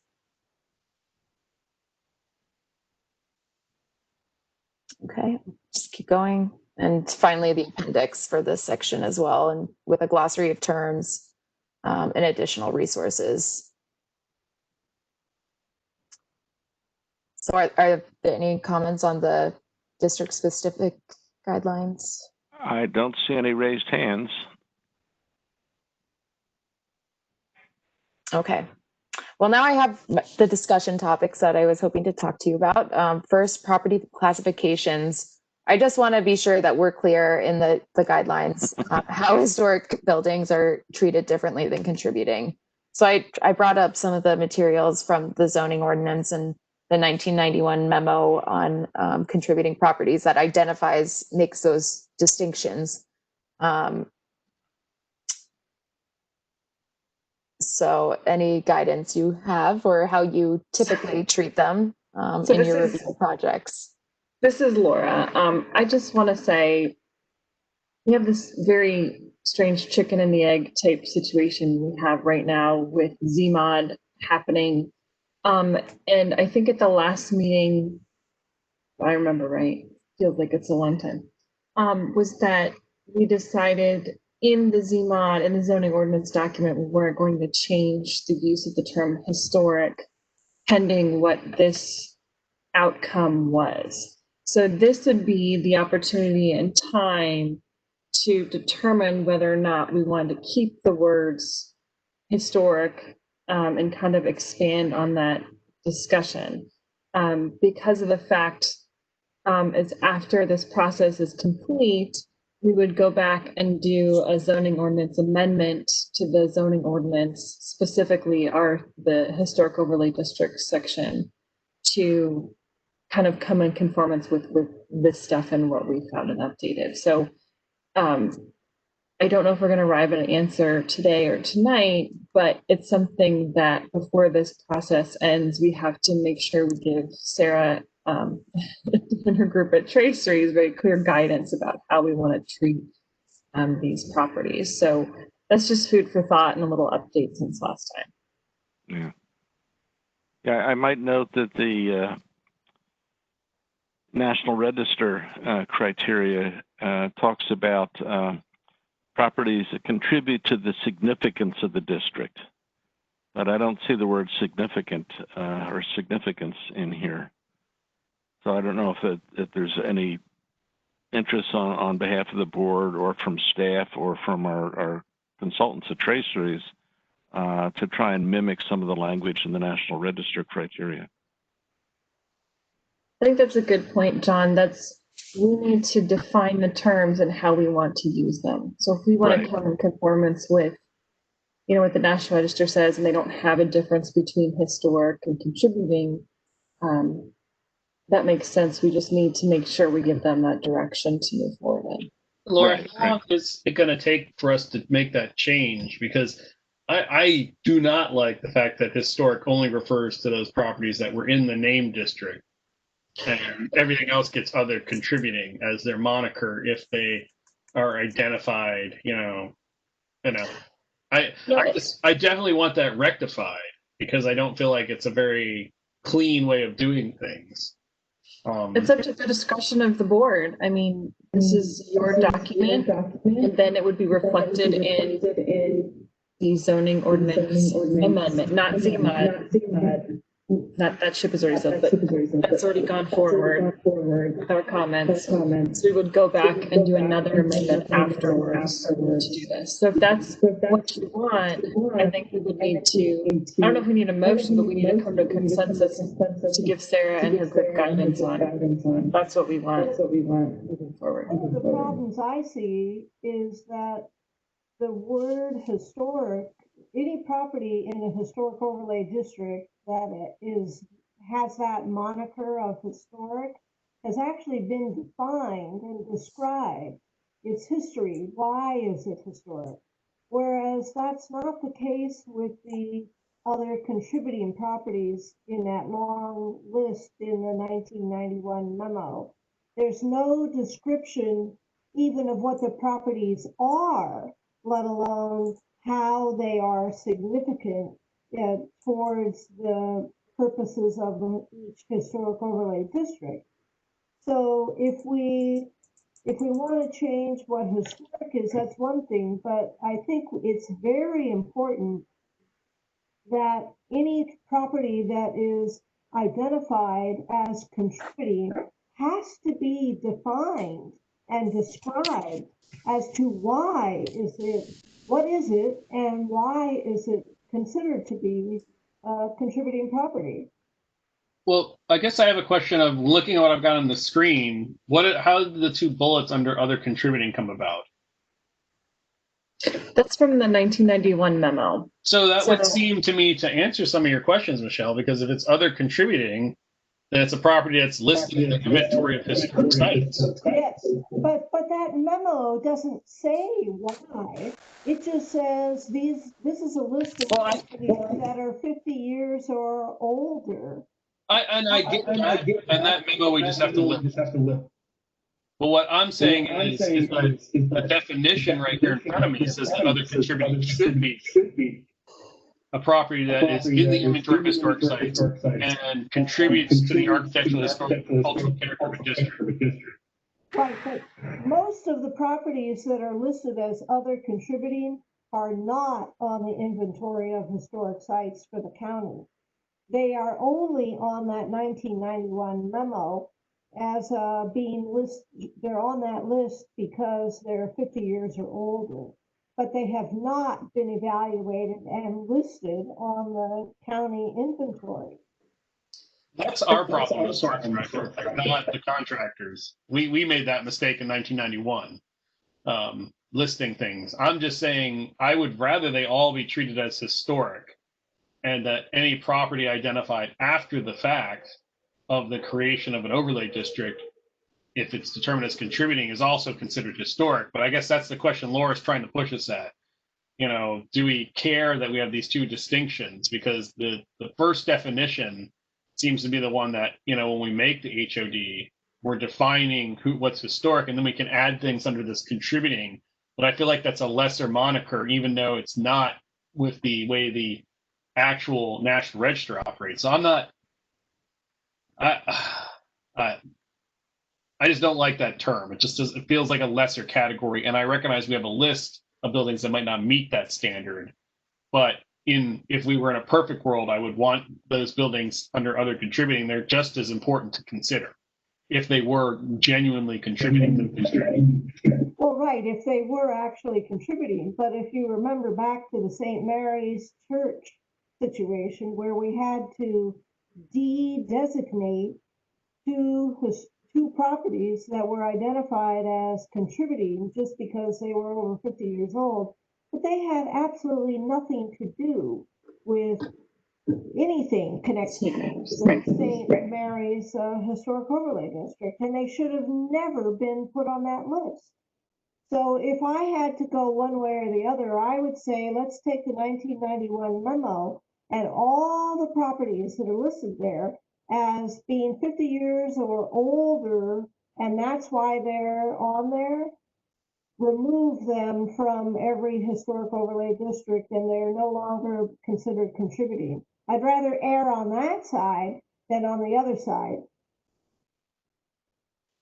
I would be on the opposite side of that page. I would rather treat all of them as historic and let us sort them out when they come to us with frustration than throw them all into the wood chipper, because that will immediately give any homeowner or applicant or anyone far more leeway to say, well, it's not historic, and it's not contributing, so this doesn't matter.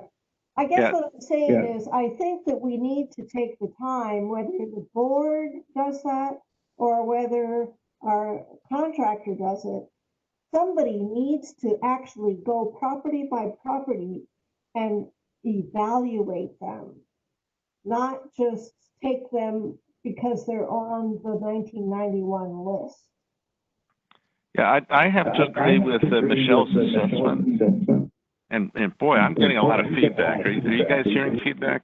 I think it's because, once Michelle mutes herself, I think it goes away. Okay. I agree substantially with what Michelle said. Because there are no definitions as to how that designation was made in 1991, you have to assume that it was made by the author of the 1991 list. That was, I believe, Bruce Krivitsky. And he's still around. He's living up in Connecticut. I suppose we could ask him. But in the absence of definitions to defend those decisions to make things contributing in 1991, we have to look at them with a grain of salt. It might have been one person's impression of, yeah, this is two, yeah, this is two, and yeah, that one over there as well. But we have no basis to defend that. And so that's a weakness. Now, I have to agree with Chris that you just can't throw everything out simply because you can't defend it, but you have to go back to what Michelle also suggested, is somebody's going to have to do the footwork to go out and look at these things and see if we, in 2020, agree with the original designations and or the modifications that were made in 1991. That's a big task. And it's probably beyond the scope of this particular guidelines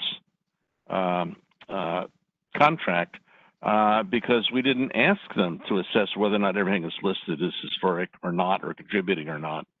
We asked them to revise the guidelines. So that could be a separate, probably long-term endeavor.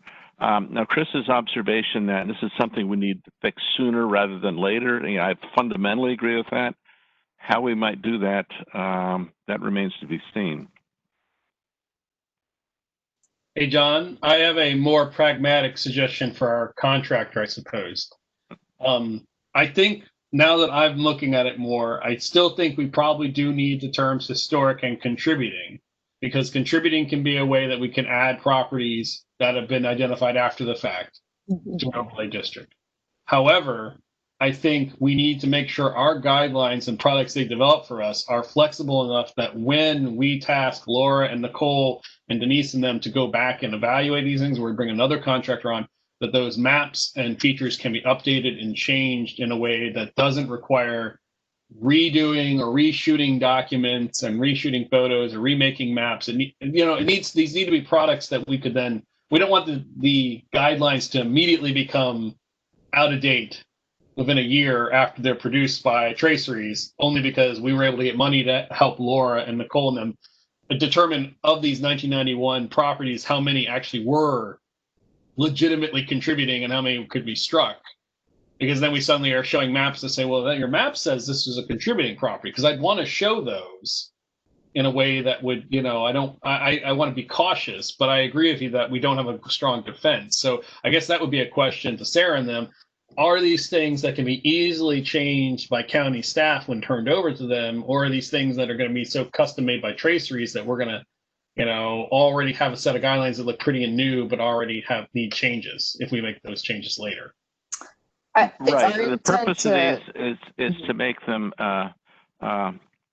performance guidelines, not prescriptive guidelines. So that the end result is what you're aiming for.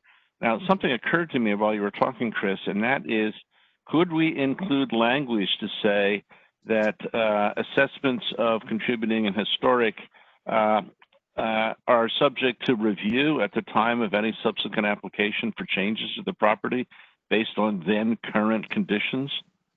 I love that idea. I think that is an elegant solution to capturing that. I still stand by the fact that I would like the product to be something that could be future modified, but I think your solution is really elegant in the sense of we can caveat that this is based on what we have. It could obviously be changed, because we did that for the St. Mary's situation that Michelle referred to.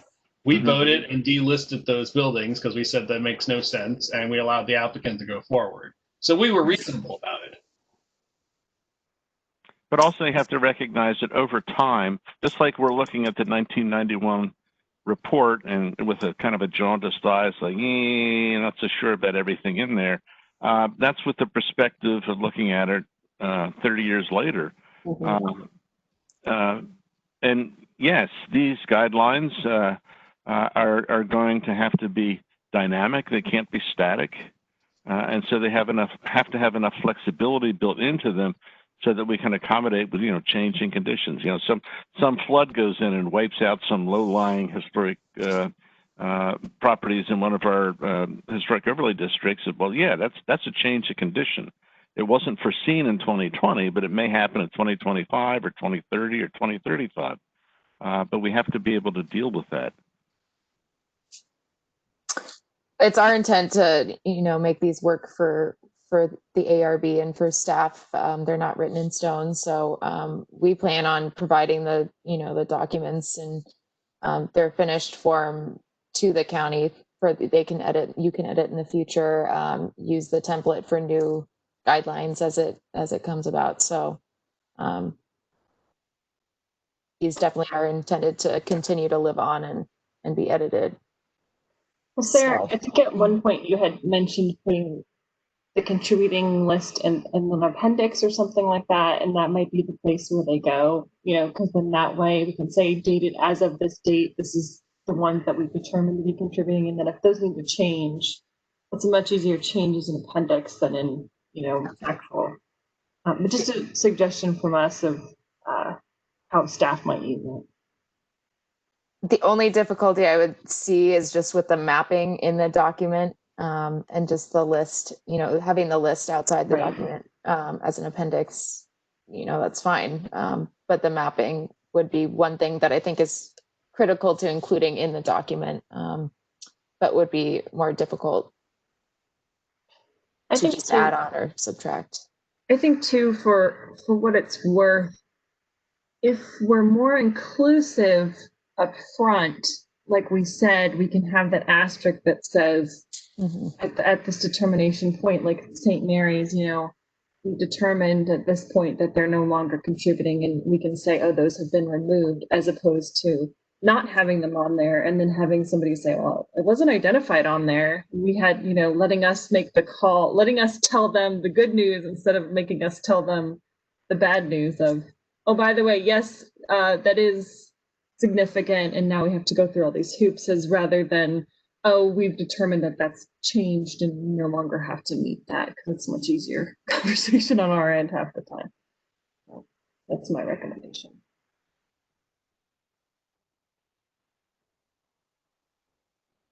I think Elise wants to talk, John. And John's muted too.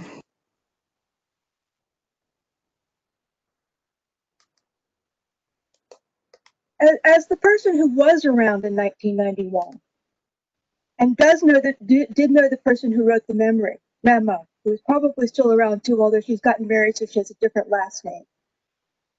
That memo was written at the time that the original historic, the guidelines that you are updating was written. It was all part of that same process. And I think what it was an effort to go back to the somewhat chaotic process that led to the staff reports that led to the various historic overlay districts being created. And I think that there was an effort being done to go back through and look to see what other buildings should we have been looking at the time. And I think that's what that memo was and still is. And I still think Laura said something a month or so ago about this should just be, and that's why I didn't expect this discussion tonight, that this needs to be evaluated comprehensively, and we're piecemealing it again. This doesn't make any sense to me.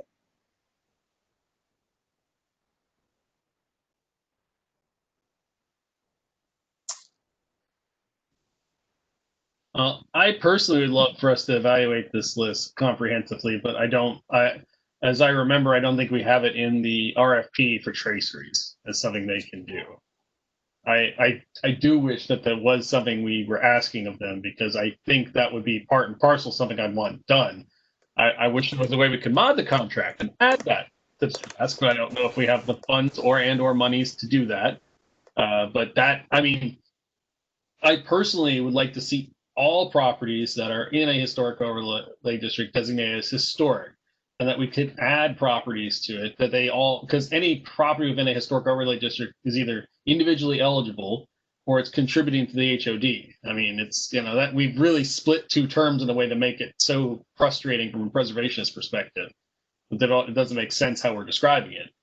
And I would rather see it described that way, but I don't know if that's, I'm trying to think of a solution here for us when we don't, Laura, unless you tell me we might have some money, we could do that. But considering I know how the county budget is, I doubt that.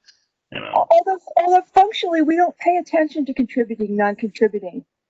Anything that's in the district, we look to see whether it's appropriate for the district. So I'm not sure why we're spending so much time on this, because in practice we don't consider it.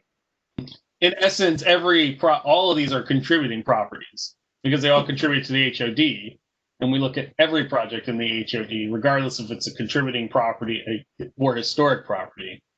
So in the zoning ordinance, and Elise, it's a good point, is that we look at it based on if we do intake for analysis. Well, like something came in, and is the property contributing or non-contributing? Okay, well, for example, when we're looking at Holland Hills, if the property is non-contributing, it's a little bit easier for you to go ahead and demolish it. Like that would be the benefit of having it be non-contributing. However, you still, when you build the new dwelling, would have to meet and be sympathetic to the contributing properties that surround it.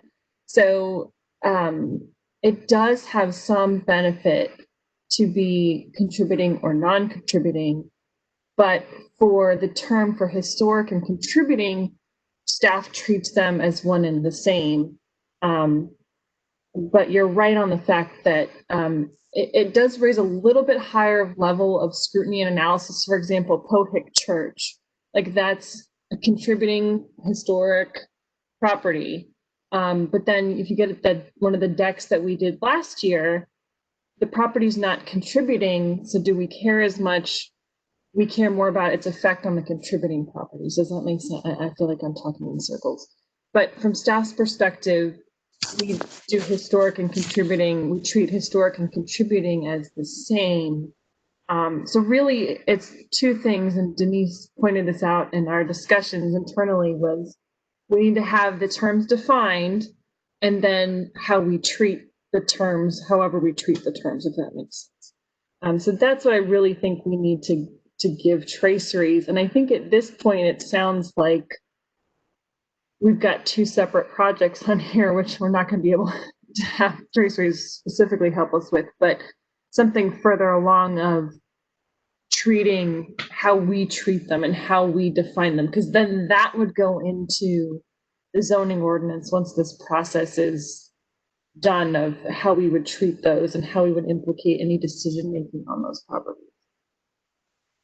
I make it one and call it all historic and eliminate contributing in its entirety. These are historic properties that have been identified in the overlay districts, whether originally or after the fact, and that these could be modified. These may have been modified over time, and they are subject to change based on changes in the overlay district. I turn this into a singular definition, in my personal opinion. Yeah, I have a question for Mr. Zellman, but are you still here, or have you left? I don't see him on the list anymore. Okay, the question was going to be, is there a distinction in the ordinance between historic and contributing, and what is the significance of it saying historic or contributing in the ordinance? And that's a legal question. And Elise pointed out that we make no basic distinction when we review things. we treat them all equally. And do we do that at some risk? Because something might be declared historic in one document and contributing in a different one. That's a nuance that I don't think we've explored.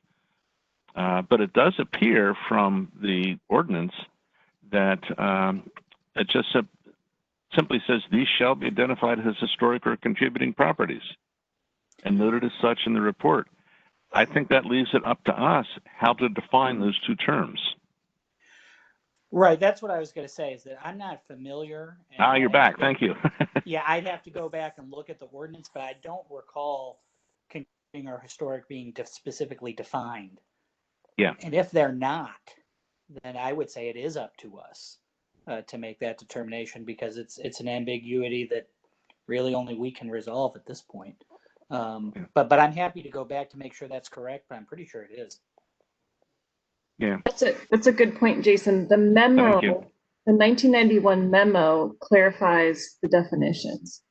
Okay. So if we wanted to update that memo, that's why this 1991 memo keeps coming back up, is because that's at that time was what staff and the ARB determined to use as the definitions for those, because it's not called out specifically in the zoning ordinance. So the question is do we want to update the memo, do a new memo, that type of thing? I think Elise was salient in the fact that the only reason this came about was as a solution at that time, and we lumped these things into this category of other contributing. And as Ms. Murray pointed out, some of them don't have official designation. Some of them are maybe they're 50 years old, but they don't have all the data that a property that's in the historic categories in. The ones that were originally identified in the HODs, the ones that I think we did all our work for because we had to meet our requirements to form an HOD. We have all this information like we're doing with Holland Hills. Other contributing feels like the catch-all, or we didn't have it originally, so we're going to call it other contributing, but it denotes to it a lesser status, which though as John pointed out, we don't treat it that way. Hence why the preferred solution would change the ordinance to say it'd be identified as historic properties personally, because then you just eliminate the whole problem. But if we're going to stick to that, it needs to be nuanced that contributing really means something that was added after the fact. That's the big difference. That because the historic properties are contributing to the HOD. There's no doubt, that they are. And so that word, that lexicon, just the semantics problem gives me a headache. But if we want to keep them and not create so much headaches for our contractor, I think it's us being clear about what does other contributing mean to us. And that to me means properties that were identified after the foundation of the HOD and have been determined to contribute to the HOD in some way. This is Laura. Can I share my screen for a second, Sarah? I'm gonna take it back. Sure. I'm going to share the zoning ordinance section real quick where it talks about historic versus contributing, so you can see. Do I need to give it back to you, or? No, I'll take it back. I just didn't want you to get nervous. No talked away. Why do I have so many screens open? Okay, here we go. Right, can you all see that? So I'm in 7200, which is the zoning ordinance, historic overlay district administration section, and specifically in the establishment of districts section. So the first time it talks about the contributing versus historic is it talks about basically what we're doing with Holland Hills is creating this staff report and talking about a description of individual structures. And these shall be identified as historic or contributing properties and noted as such in the report. So there's the next it comes up is in E, where the boundaries of the historic overlay district and all historic and contributing properties shall be shown on the map. Laura, I want to go back to Mr. Zellman now. Because if we go by in the report is submitted to the Planning Commission and the Board of Supervisors to establish and amend the districts. So if we're referencing the things pointed out in the report, then contributing should only refer to things that are done in that report mentioned in item 3 up above. right? Because if we're referring to in the report is we give to the commission and the board of supervisors to found the district, or the history commission to found the district, right? But I feel like we can amend that. This is Laura. I think we can obviously amend that, Jason. Yeah, no, I'm not saying that, but we've got I feel like we've got a problem there because you're referring to an ambiguous report. And when I read report, it's the report that's established in item 3.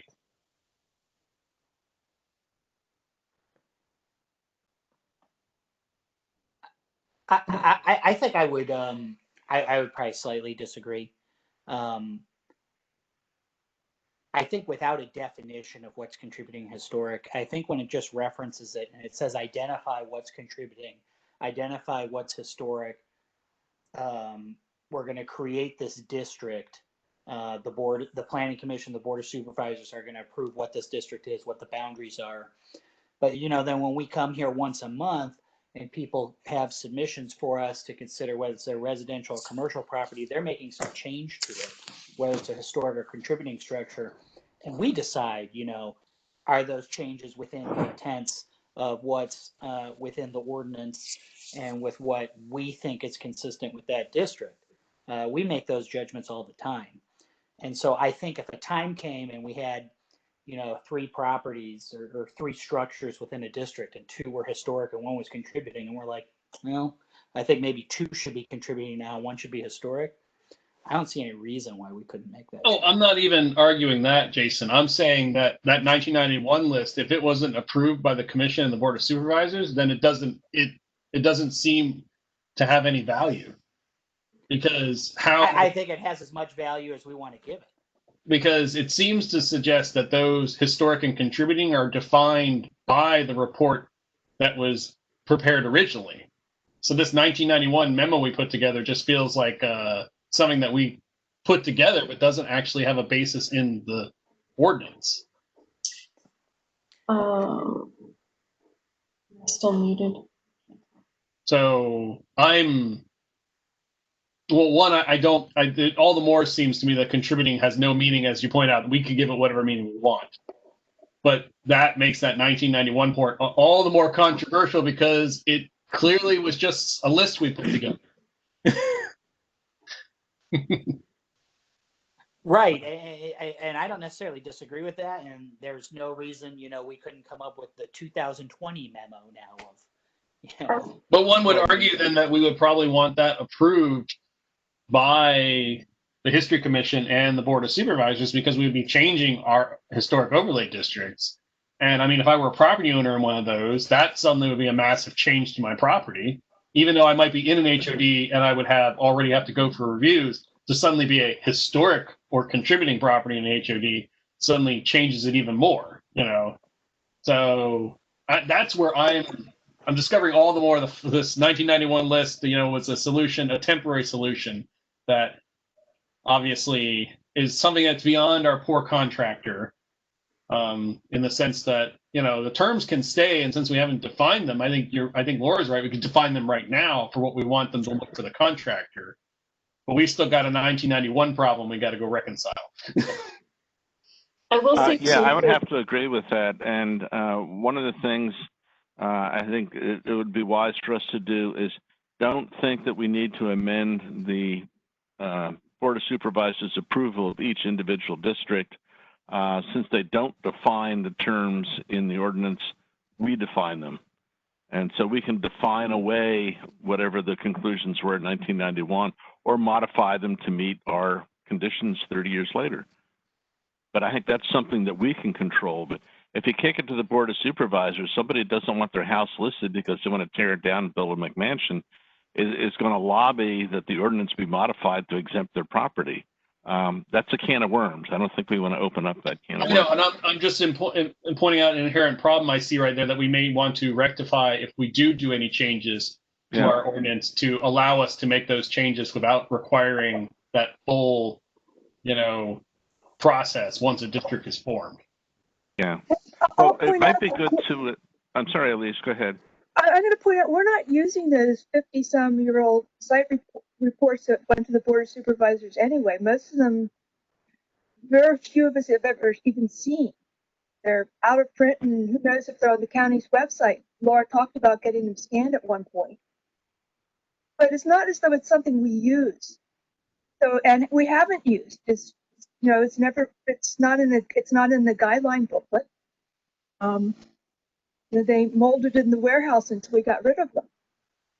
And to Lisa's point, if we went strictly by what was in that, we wouldn't be able to do anything of what we're doing now because of the change of all the subdivisions and everything like that from when they were created. So I will say too, the design guidelines do not need to be approved by the Board of Supervisors because they're strictly an Architectural Review Board document. So, and I hate to belabor this because I know that we've talked about this for about an hour or so already, but I just want to say that I think for Sarah's purposes, we need to give her some clear guidance. And for me, the best thing, the best kind of compromise I've heard is that kind of asterisk thing that says, you know, as of, you know, this date and the time of publication of this report, these are the ones we've identified as, you know, being historic and contributing. And if we want to change the zoning ordinance at a later time or clarify it for our purposes, that would be fine. But I think to John's point, we do like the kind of fluidity and kind of generalization of it to be able to allow us to make that kind of interpretations, and so we don't have to keep going back to the Board of Supervisors every time we want some change. So, well, and Laura, if you go to the bottom of that section, you actually see that the report for request to revise the historic overlay district may contain all or part of the information set forth above as deemed appropriate by the Department of Planning, Development in conjunction with the ARB and Fairfax County History Commission. So I don't necessarily know that means we need to go to them to revise them, but you know. It's very interesting. We're going through the development of 2 potential new historic overlay districts because then it's calling into question all the ones that are existing and how we interpret those. But I think that leads to, I think that's basically on the staff report only, Chris. That's how I'm reading that. But I mean, we could. Oh yeah, well I know the county attorneys would read it that we have to go back and do Mother May Act to the Board of Supervisors. Yeah, but I do think we should. I'm changing my tack and thinking we just need to own these definitions for the sake of simplicity, and try to come up with a cohesive definition amongst us about them. And in my mind, I would see that historic. See, that's the problem. I recognize how do you quantify contributing then if you're going to try to own these 2, because I would lump the 2 together automatically, and I'm trying in my mind to say, could contributing be things that were identified after, you know, and we just lump it that way. I mean, John, you deal with this far more than I ever do. I'm just looking, I mean, every time I see it, I'm like, well, they are one and the same. So what is the contributing for our contractor's sake? What does that even mean in difference, you know? Well, in terms of the federal tax incentive program, everything in a historic district is potentially contributing to the significance of the district. But if the district was created in, say, 1976, something may have acquired enough significance since that time that today it would be considered contributing. And that's done on a case-by-case basis when somebody comes in with a proposal to do something to a building. And maybe that's the same type of approach we could take with these, is that, you know, in the initial designation by the Board of Supervisors as a historic overlay district, everything's listed. It says it's supposed to be in the report. It says that in the zoning ordinance that Laura just showed us.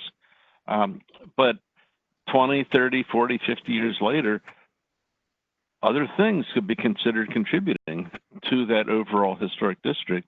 And by all means, they're contributing.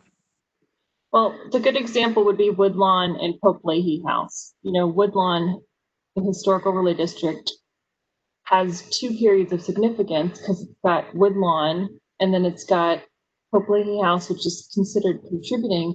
But then when we go back to look at each of these properties, we're analyzing them, we look at when it was made, is it significant? And then we go to, well, we have this review of significance, or we have this review that gives us we have the historic overlay district that gives us the ability to take a more scrutinized look at it.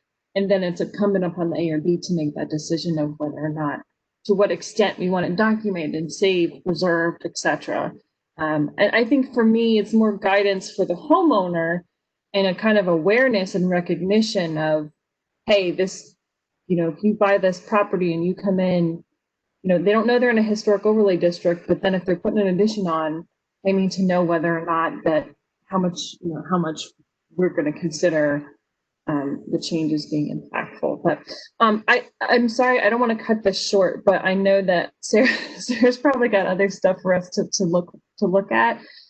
So I think that maybe we kind of table this and we'll do a summary of it and bring it up for next month's discussion as well. We're not going to, obviously, Sarah's not going to publish this by next month, so I think we'll be okay if we can keep going. So I think that is wise advice. Sarah, you want to proceed? Yeah, I just have a few more slides, and I want to give you that does provide some good guidance on, they're treated in the same way by the board. So for an applicant's, when they're looking at this, we'll just be sure to make that clear. All right, so share. Yep, I'm sending it back to you. Okay, so moving on, these updated historic district maps were based on the discussion last month, making sure they're visually clear about the resources and the boundaries, and that we also created some additional maps to provide more context to the ARB. So this map, obviously you can see it treats the historic and contributing separately. Maybe that's lumped into one group, but we're going to table that, and if you, I'm open to your input. So here's the Drainsville Tavern, just as an example. And here you see the existing and, the proposed appearance of these maps. So going on, we have comparative aerial maps. This shows Bull Run Stone Bridge, 1937. That's the earliest aerial we have. 1976, shortly after it was designated, and today. And then again, here's another one, Langley Fork. And then this map just provides additional topography lines and the water resources in the area. This is something, just input if it's helpful for you, if there's anything we can do to make it more clear or helpful. This just provides a little more clarity for the lines, so I wasn't sure if this was achieving what you were looking for. I personally like the one on the right. Okay. I like that you've noted buildings that have been demolished. In the other map, I think these are swanky, would be the way I might use to describe it. And I do appreciate the topography lines. I think that's something that I think we may have mentioned last time is really, it's really helpful for us and for applicants in my mind, because so many people come to us with these hackney ideas of what the topography is of their area. And then I've watched Elise and John in particular and some of our other former board members go, that's not the topography of that location. I've been there so many times. I can tell you the hill and slope you're describing is not what you think it is. Okay, so sorry, Sarah, one thing. This is Laura. To that point, Chris, we're still working on our ever elusive ARB staff reports that would hopefully be able to help provide some of this information on here.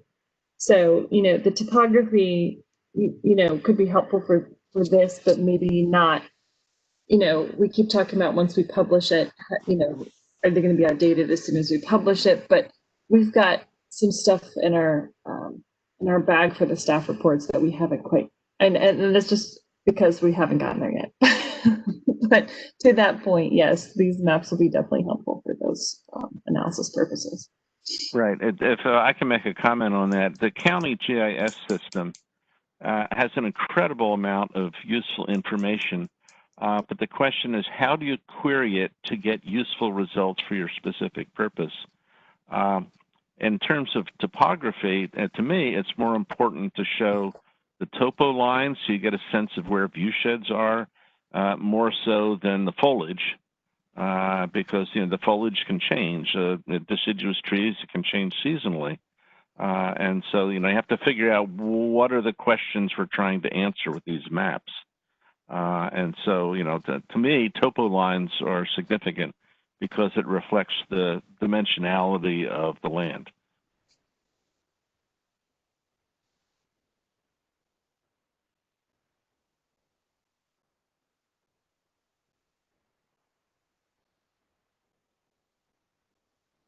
Okay, well, that's all I had. If you think of any other GIS layers that you think should be included in here, feel free to send me comments after this meeting. If you want to continue to review and edit the drafts and provide your comments, please just forward them along.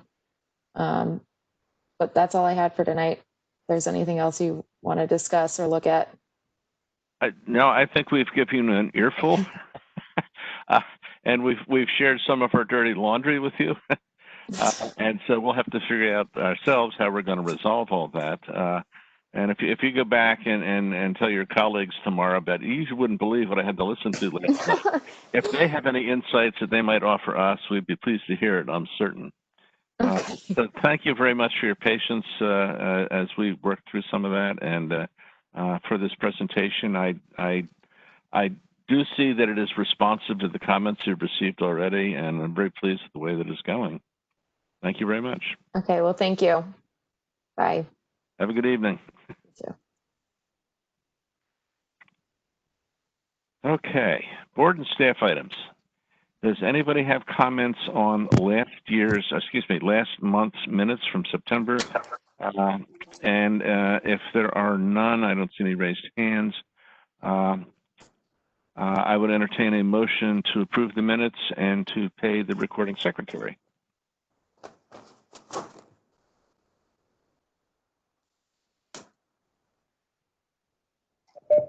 Mr. Chairman, I move that we accept the minutes from last month as drafted and to pay the recording secretary. Okay, motion by Ms. Aubrey. Is there a second? A second, Joe Plumpy. Mr. Plumpy, seconded. All in favor of the motion, say aye. Aye. Aye. Okay, and all opposed, say nay. I hear no nays. Motion carries. Thank you very much. Laura, do you have a treasurer's update? Yes, sir. The October 1st balance for the Architecture Review Board was $24,342.84. We had adjustment to for a couple things, includes the memberships to the National Trust Forum, and then also the additional 95 for the kind of, I call it extra discounts and goodies from the National Trust. And then also we renewed our membership to the National Association of Preservation Councils. And we paid the secretary from last month. So those were the major changes from September to October. Okay, as Laura mentioned, the upgrade for staff to be included in the National Trust Forum membership, that I believe gives us discounts on anyone who's interested in attending the National Trust Pass Forward Conference. So Laura, she sent a little email to me saying that she would check on that and let us know how that would work. So if anybody's interested in attending that, it's online, so you don't have to leave home. You can do it from your chair. But that's something that's available to us because of that enhanced membership that she's paid for on our behalf. Laura, is there any other administrative stuff? Hey, John. Yeah, Chris? I have just one quick observation on our previous discussion. I just did some very quick Google searching, focusing my querying on historic and contributing, and I have found a plethora of guidelines and standards made by other historic overlay districts that seem to use that terminology and have the same cryptic usage of those two terms. And frequently, I've noted in two examples, collectively then refer to them as heritage or historic resources. to lump them together. And it seems to be, we're not alone. That's just all I want to say, is that seems to be Palm Springs, Stafford County, Rochester, New York, just a few to name a name. So I don't want us to feel like we've created our own problem. I think this is just that was the way people said it sometimes. And I know that brings back the topic again, but I just want to let folks know that I'm seeing some past examples. So I think this is fixable. Just, a creature of, edits upon edits. Okay. I'm glad to hear that we're not alone in being ambiguous about our terminology. Let's see, Laura, I queried you about a nominating committee. Is that administrative or is that new business? What do you? You can, these terms are arbitrary, so whatever you prefer. Okay, well, yeah, we haven't defined the term administrative, so let's Correct. Let's say we should have a nominating committee because we have upcoming elections. And I may have asked this before, but am I term limited? Am I a lame duck? This is your last year. Okay, so in 2021, we will need to elect from among our members a new chair. So to that purpose, we need to form a nominating committee who can report back to us at the November meeting, and we'll have an election at the December meeting. So I am asking if there are folks who would be willing to serve on a nominating committee. John, I'd be willing to do it. Mr. Kalinsky, we've got, okay. Anyone else? We need at least two. I was hoping Mr. Plumpy would join me. Okay, Mr. Plumpy, are you with us still? He's on mute. Seventh inning stretch, maybe. Baby shark time. I think that he is having connection issues or something. Laura, is just the chairman position term limited, or is vice chairman also term limited? I think it's just the chair. Okay, because I feel like I've been serving as vice chair just as long as John's been serving as chairman right now. So I wonder if my term was up too if we placed on vice. The bylaws only do the chair. Only. And Michelle's reign as treasurer should continue indefinitely, my personal. Well, she's doing such a wonderful job. I mean, why change? Treasurer for life. Okay. But anyway, Mr. Daniel, if you were tired of being the vice chair and want a new position, here's an opportunity. Oh, John, it sounds like you're doing my work for me. Okay. All right. Well, Steve and Joe, thank you for volunteering, and we look forward to wish you well in your endeavors and look forward to hearing from you next month. Okay. Thank you both. Okay. Confederate names? And on that note, really quick too, Michelle and I think it was Chris were renewed in September. Is that correct? Okay, no. And then we actually got a new member that I didn't even know that we got, but to fill Jason Sutton's old position. But I have not been contacted by the BAC chair or anything like that to start that process yet or get communication information. And Michelle probably knows more about it. Was it Michelle or Chris? One of you emailed me and said, it was in the newsletter or something. Well, I checked my Supervisor Stork asked me if I wanted to continue, and I said yes.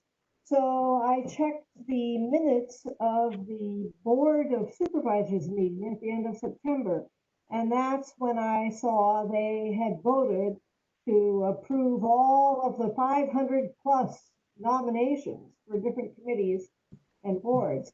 And that's when I saw Christopher's name was on the list as well as mine. But then I saw a name of a person I didn't recognize, and his name is Michael McReynolds. And he was nominated apparently to fill Jason Sutton's in Sully. And so that was approved by the Board of Supervisors. Yep. I tried to figure out who he was, and I really am unsure. I think there is a Michael McReynolds who is in our age bracket, who lives in Oakton, who is a civil engineer. So it might be him, but I don't know for sure. It's a good question. I was not consulted at all. I mean, not that I really have consult, but I was never told that that was even under consideration. And Jason's position was in Sully, so usually the positions stay with the super, except for Jason Zellman, who kind of went rogue and we did some trading with I that. was going to say, Laura, Chairman McKay's staff contacted me, and the chairman wanted me to be reappointed. Asked if I would be willing to be reappointed. So. Oh, really? Okay.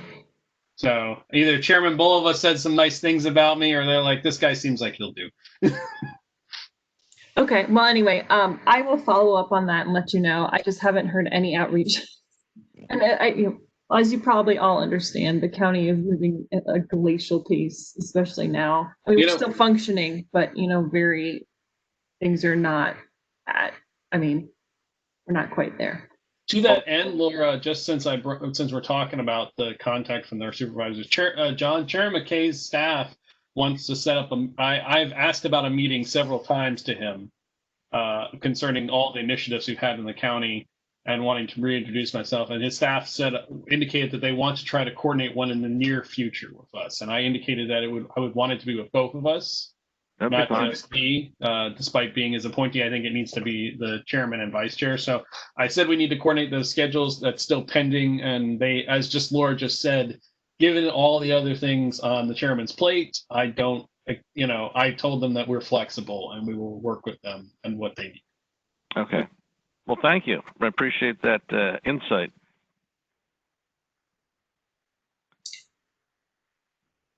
Confederate names? Confederate names. I asked Denise for a quick update. She's working tirelessly on that. Elise, feel free to chime in with any updates and info you may have on it as well. So the Confederate Names Committee with History Commission has just about completed their research. The chair of the History Commission and the chair of the Confederate Names Committee appreciated the ARB's response recommendations, which we sent them earlier this week.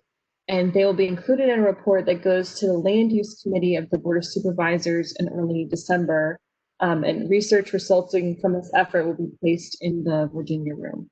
So we're still moving forward. At the October meeting, I think it's the 20th of October is when they're going to take it up again about the removal of the monuments. We have to give 30 days to figure out what we're going to do with them and to allow anyone to take them. But they will be voting on it again on October 20th.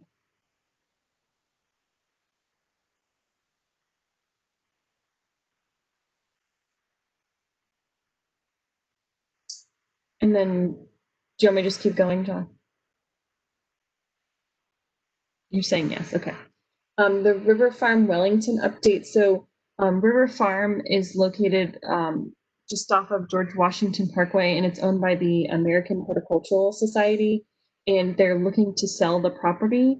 And so it's got the preservation historian world in a tizzy right now because it's very similar to Collingwood, which we just lost a couple years ago. And it's still on the original tract of George Washington's farm. So it's got a lot of similarities to that.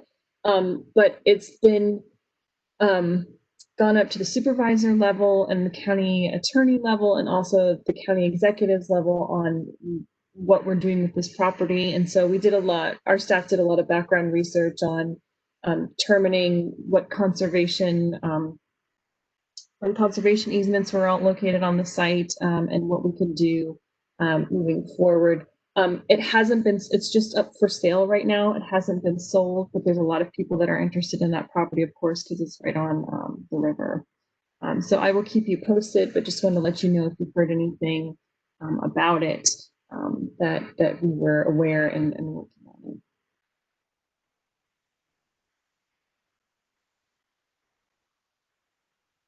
it. Steve, do you hear any neighborhood scuttlebutt about that? Yeah, a couple of people have asked me about, what's happening and what's going on. And if I'm not mistaken, the two properties directly to the south are also available.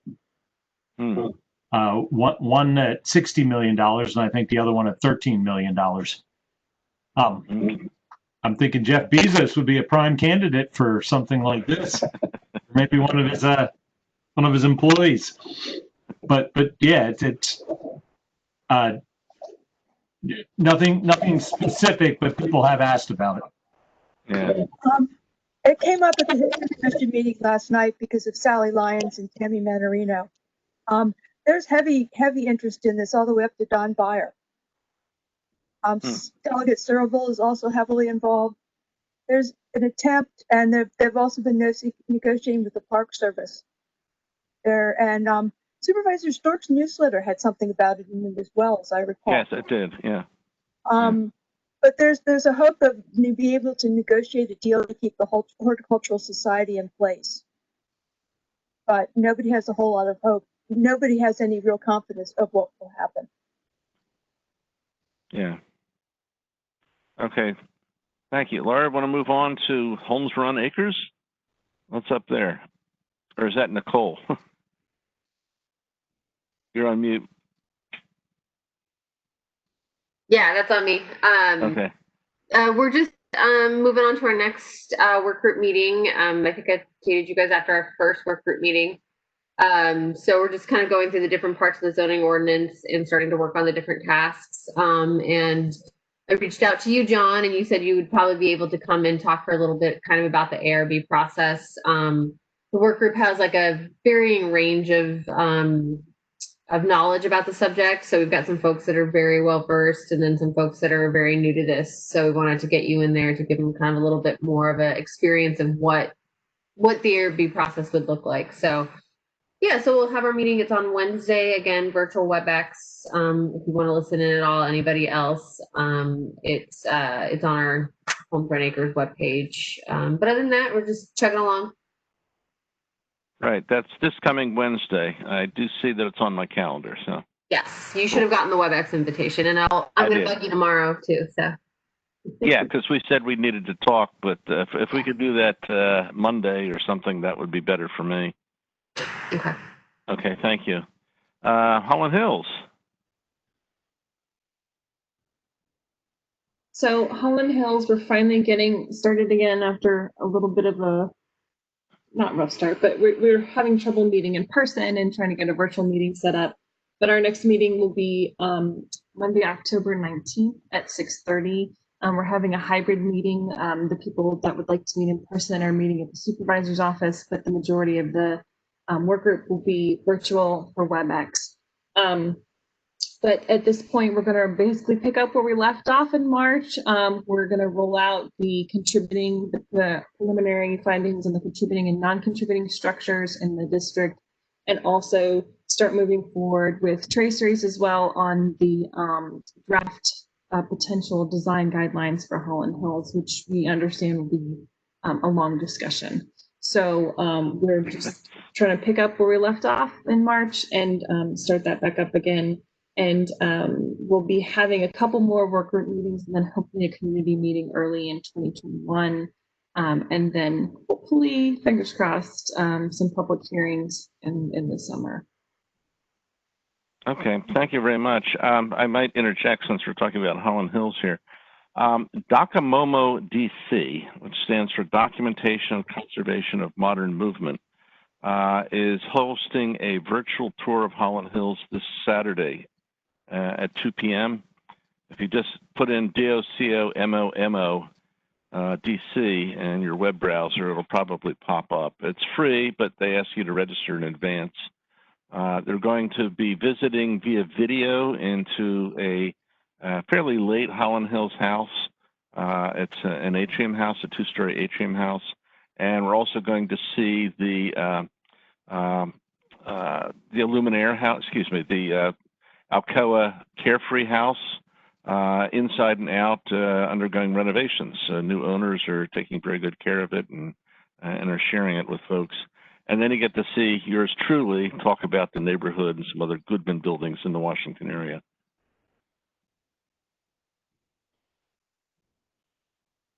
So active cases?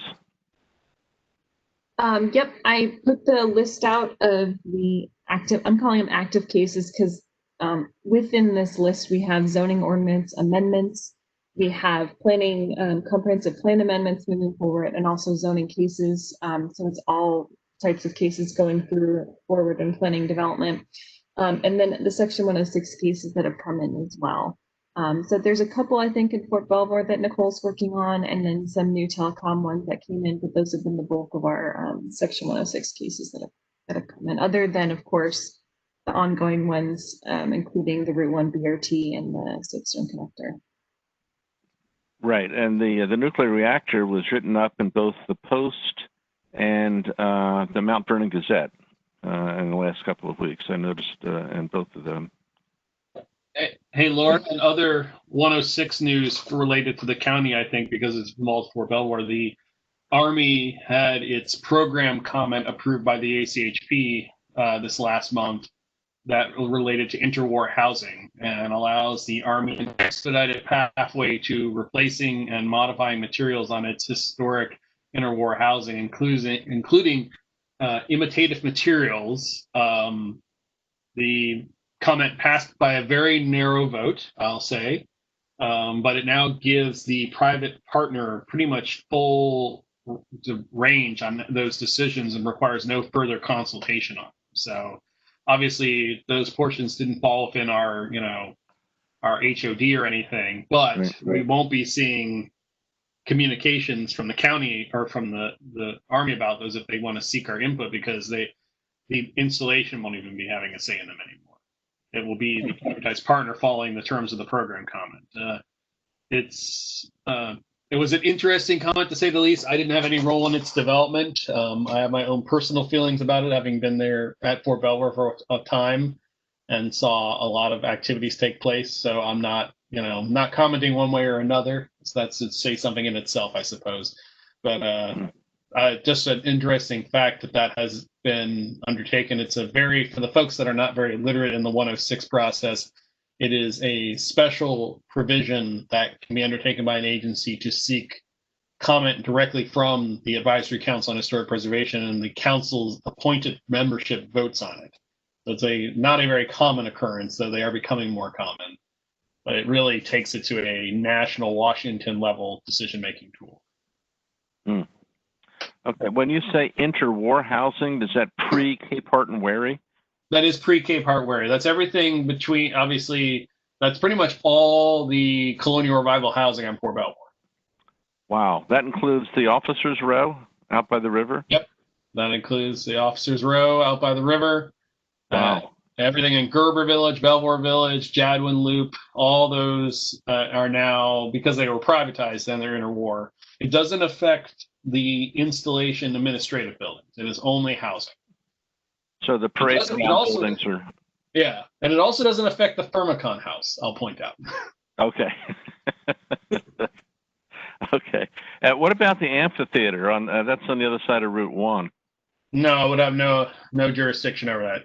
Okay. Okay, cool. And as far as I know, actually, John, that is actually being used more often now, particularly due to COVID, because it provides a nice outdoor space for teaching and hosting events. Yeah. Imagine that. We knew what we were doing back in the day when we built things. Yeah, I remember going to stuff before the base got closed. We'd go down and see fireworks on the parade ground, and we'd go see events at the amphitheater, which was a WPA project, if I remember right. I believe so. If I have any memory left of that, I believe you're correct. Yeah. So, okay. Thank you for that update, Chris. The section 106 seemed empty. Is that correct? Maybe. Well, in the folder that you shared with us, it was empty. Oh, I probably didn't upload them. I'll send it to you. Oh, yeah.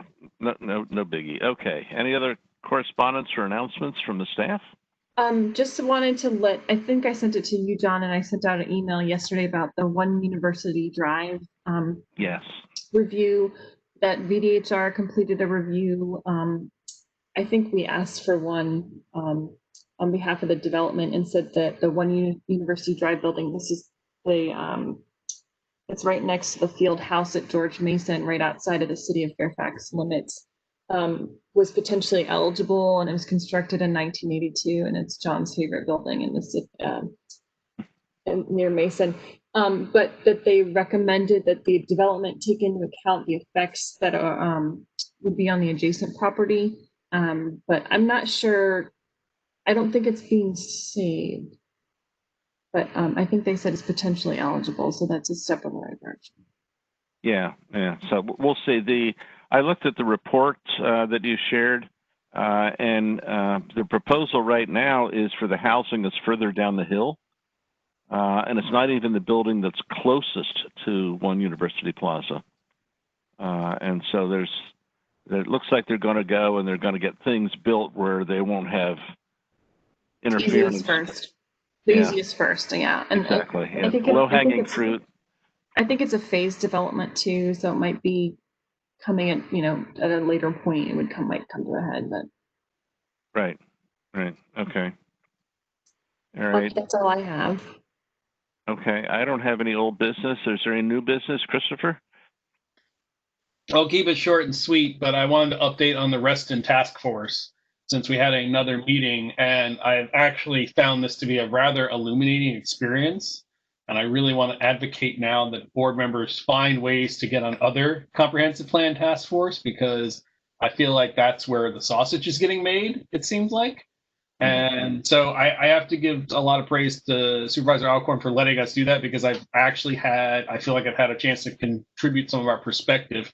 In particular, they were developing planning principles, which were completely devoid of any mention of historic preservation or the heritage resources of the county when we're talking about Reston, even though they talk about maintaining excellence in planning and urban design and architecture. And so I was able to bring up those suggestions and actually educate a few task force members on what it means to be a historic property or a heritage resource, and how it doesn't necessarily confer some kind of special status in a way that it means something could be not demolished. There's a good educational moment there about what that means and how the county defines those terms.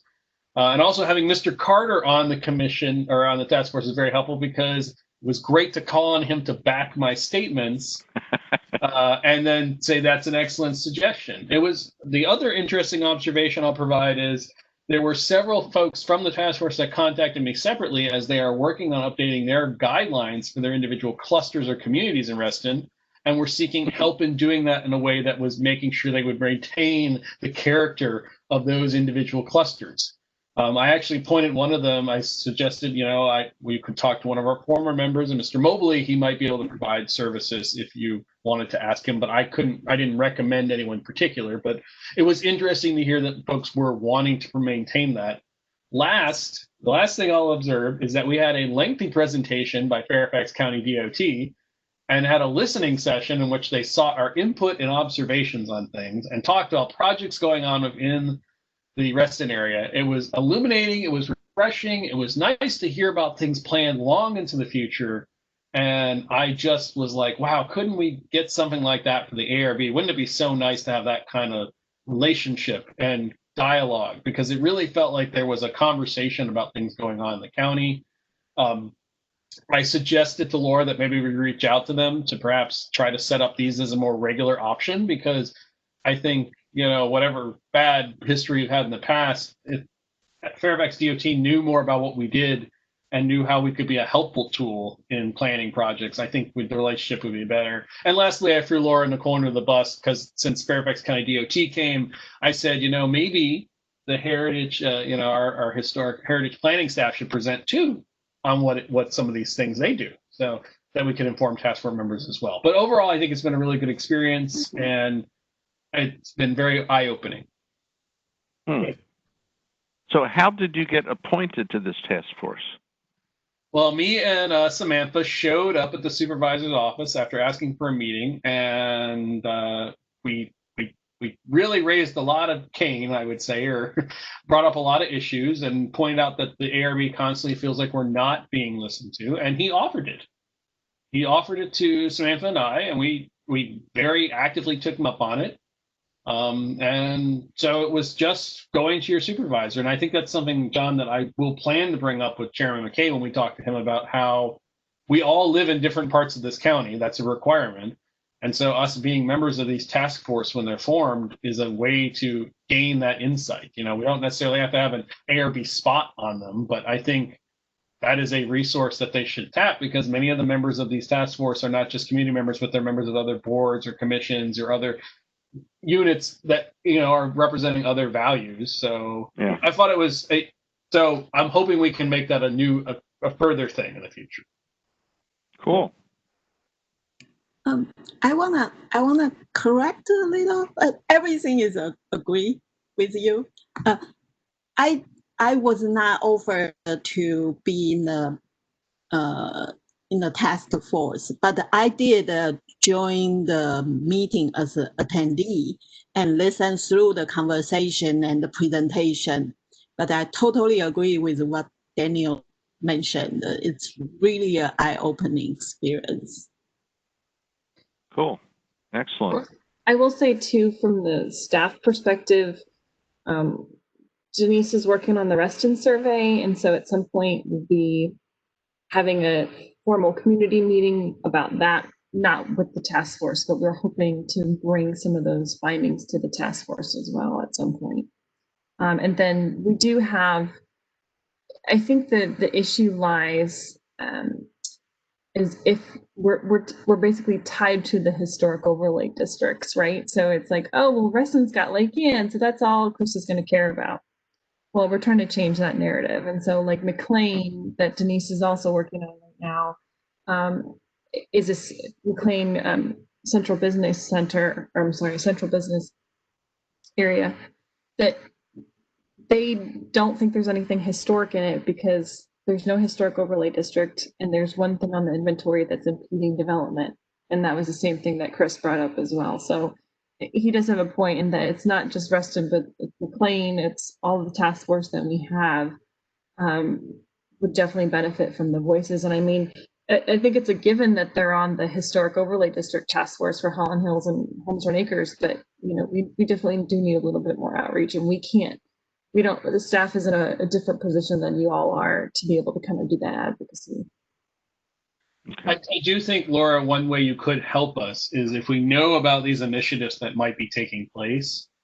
I mean, you're right. Yeah. It does rest on us, I think, as members, because you're right. I think folks narrowly look at the ARB's role and assume that it's just the HODs when we do advise the Board of Supervisors. So I see me as advising not only on the HOD, but advising on the overall, heritage considerations in, Reston. So I think we have the flexibility to do that. So if you can let us know, I'm happy to continue to advocate for that and encourage other members if you see it come up. They keep their meetings to 2 hours too. I have to say they hold rigidly to that 2 hour requirement. So it's not as much of a time sink as I was worried it was going to be. I'd say, we're at 2 hours. We'll resume again. Well, that's the goal, Chris, of doing all the Department of Planning and Development stuff that we have. Sometimes we're still struggling to try to increase our communications with transportation and get on their radar earlier in the process. And so the stuff from the Department of Planning and Development we know about. But I know the frustration in getting something at the last minute and scrambling to find stuff to try to fix it. So we're trying to kind of increase the advocacy in interdepartmentally as well to try to get that word out for our review. So as soon as we have something, we'll let you know. But like, for example, the McLean task force that's existing and the Reston task force, those are within the Department of Planning and Development, and that's what we know. And there's, I call it the unknowns, but all the transportation projects and stuff that are happening that we just don't know about and don't get a chance to reveal. So we're trying. Cool. Very encouraging news. Thank you, Samantha. Thank you, Christopher. We know you're trying, Laura. Well, I think about the O&D trail thing they talked about, and I don't remember that ever coming to the ARB, but you would think that would be something, a crossing and building a crossing point at the O&D trail would be something you would want to bring per workshop just to get our input. So I think staff reviewed it. I just don't know. And okay. that's where it comes. And that's where we didn't.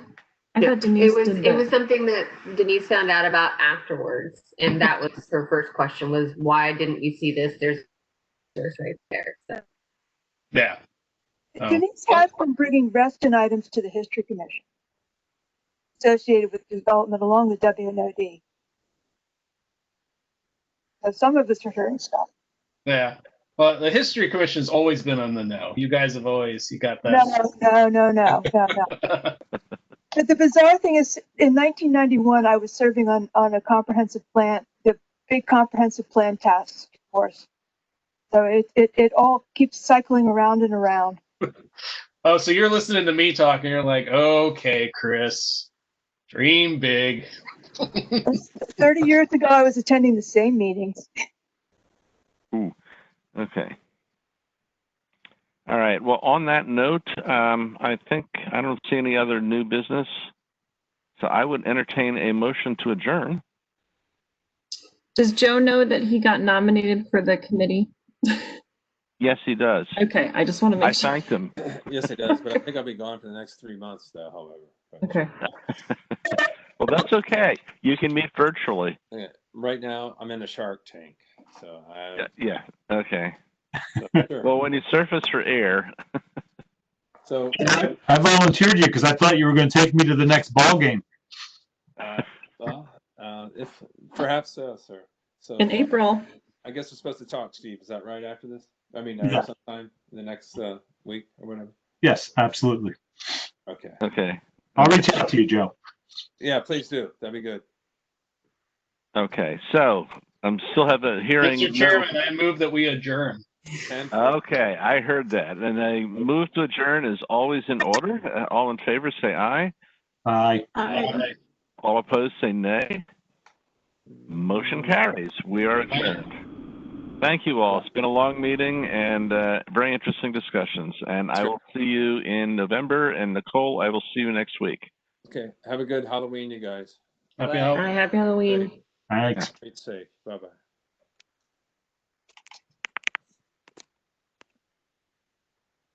Oh.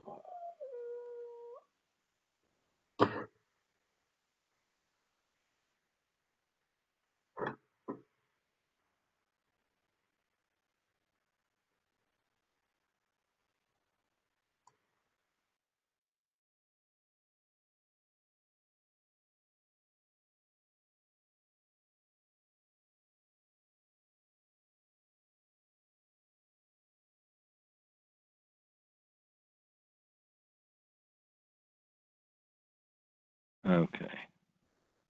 Enough of that.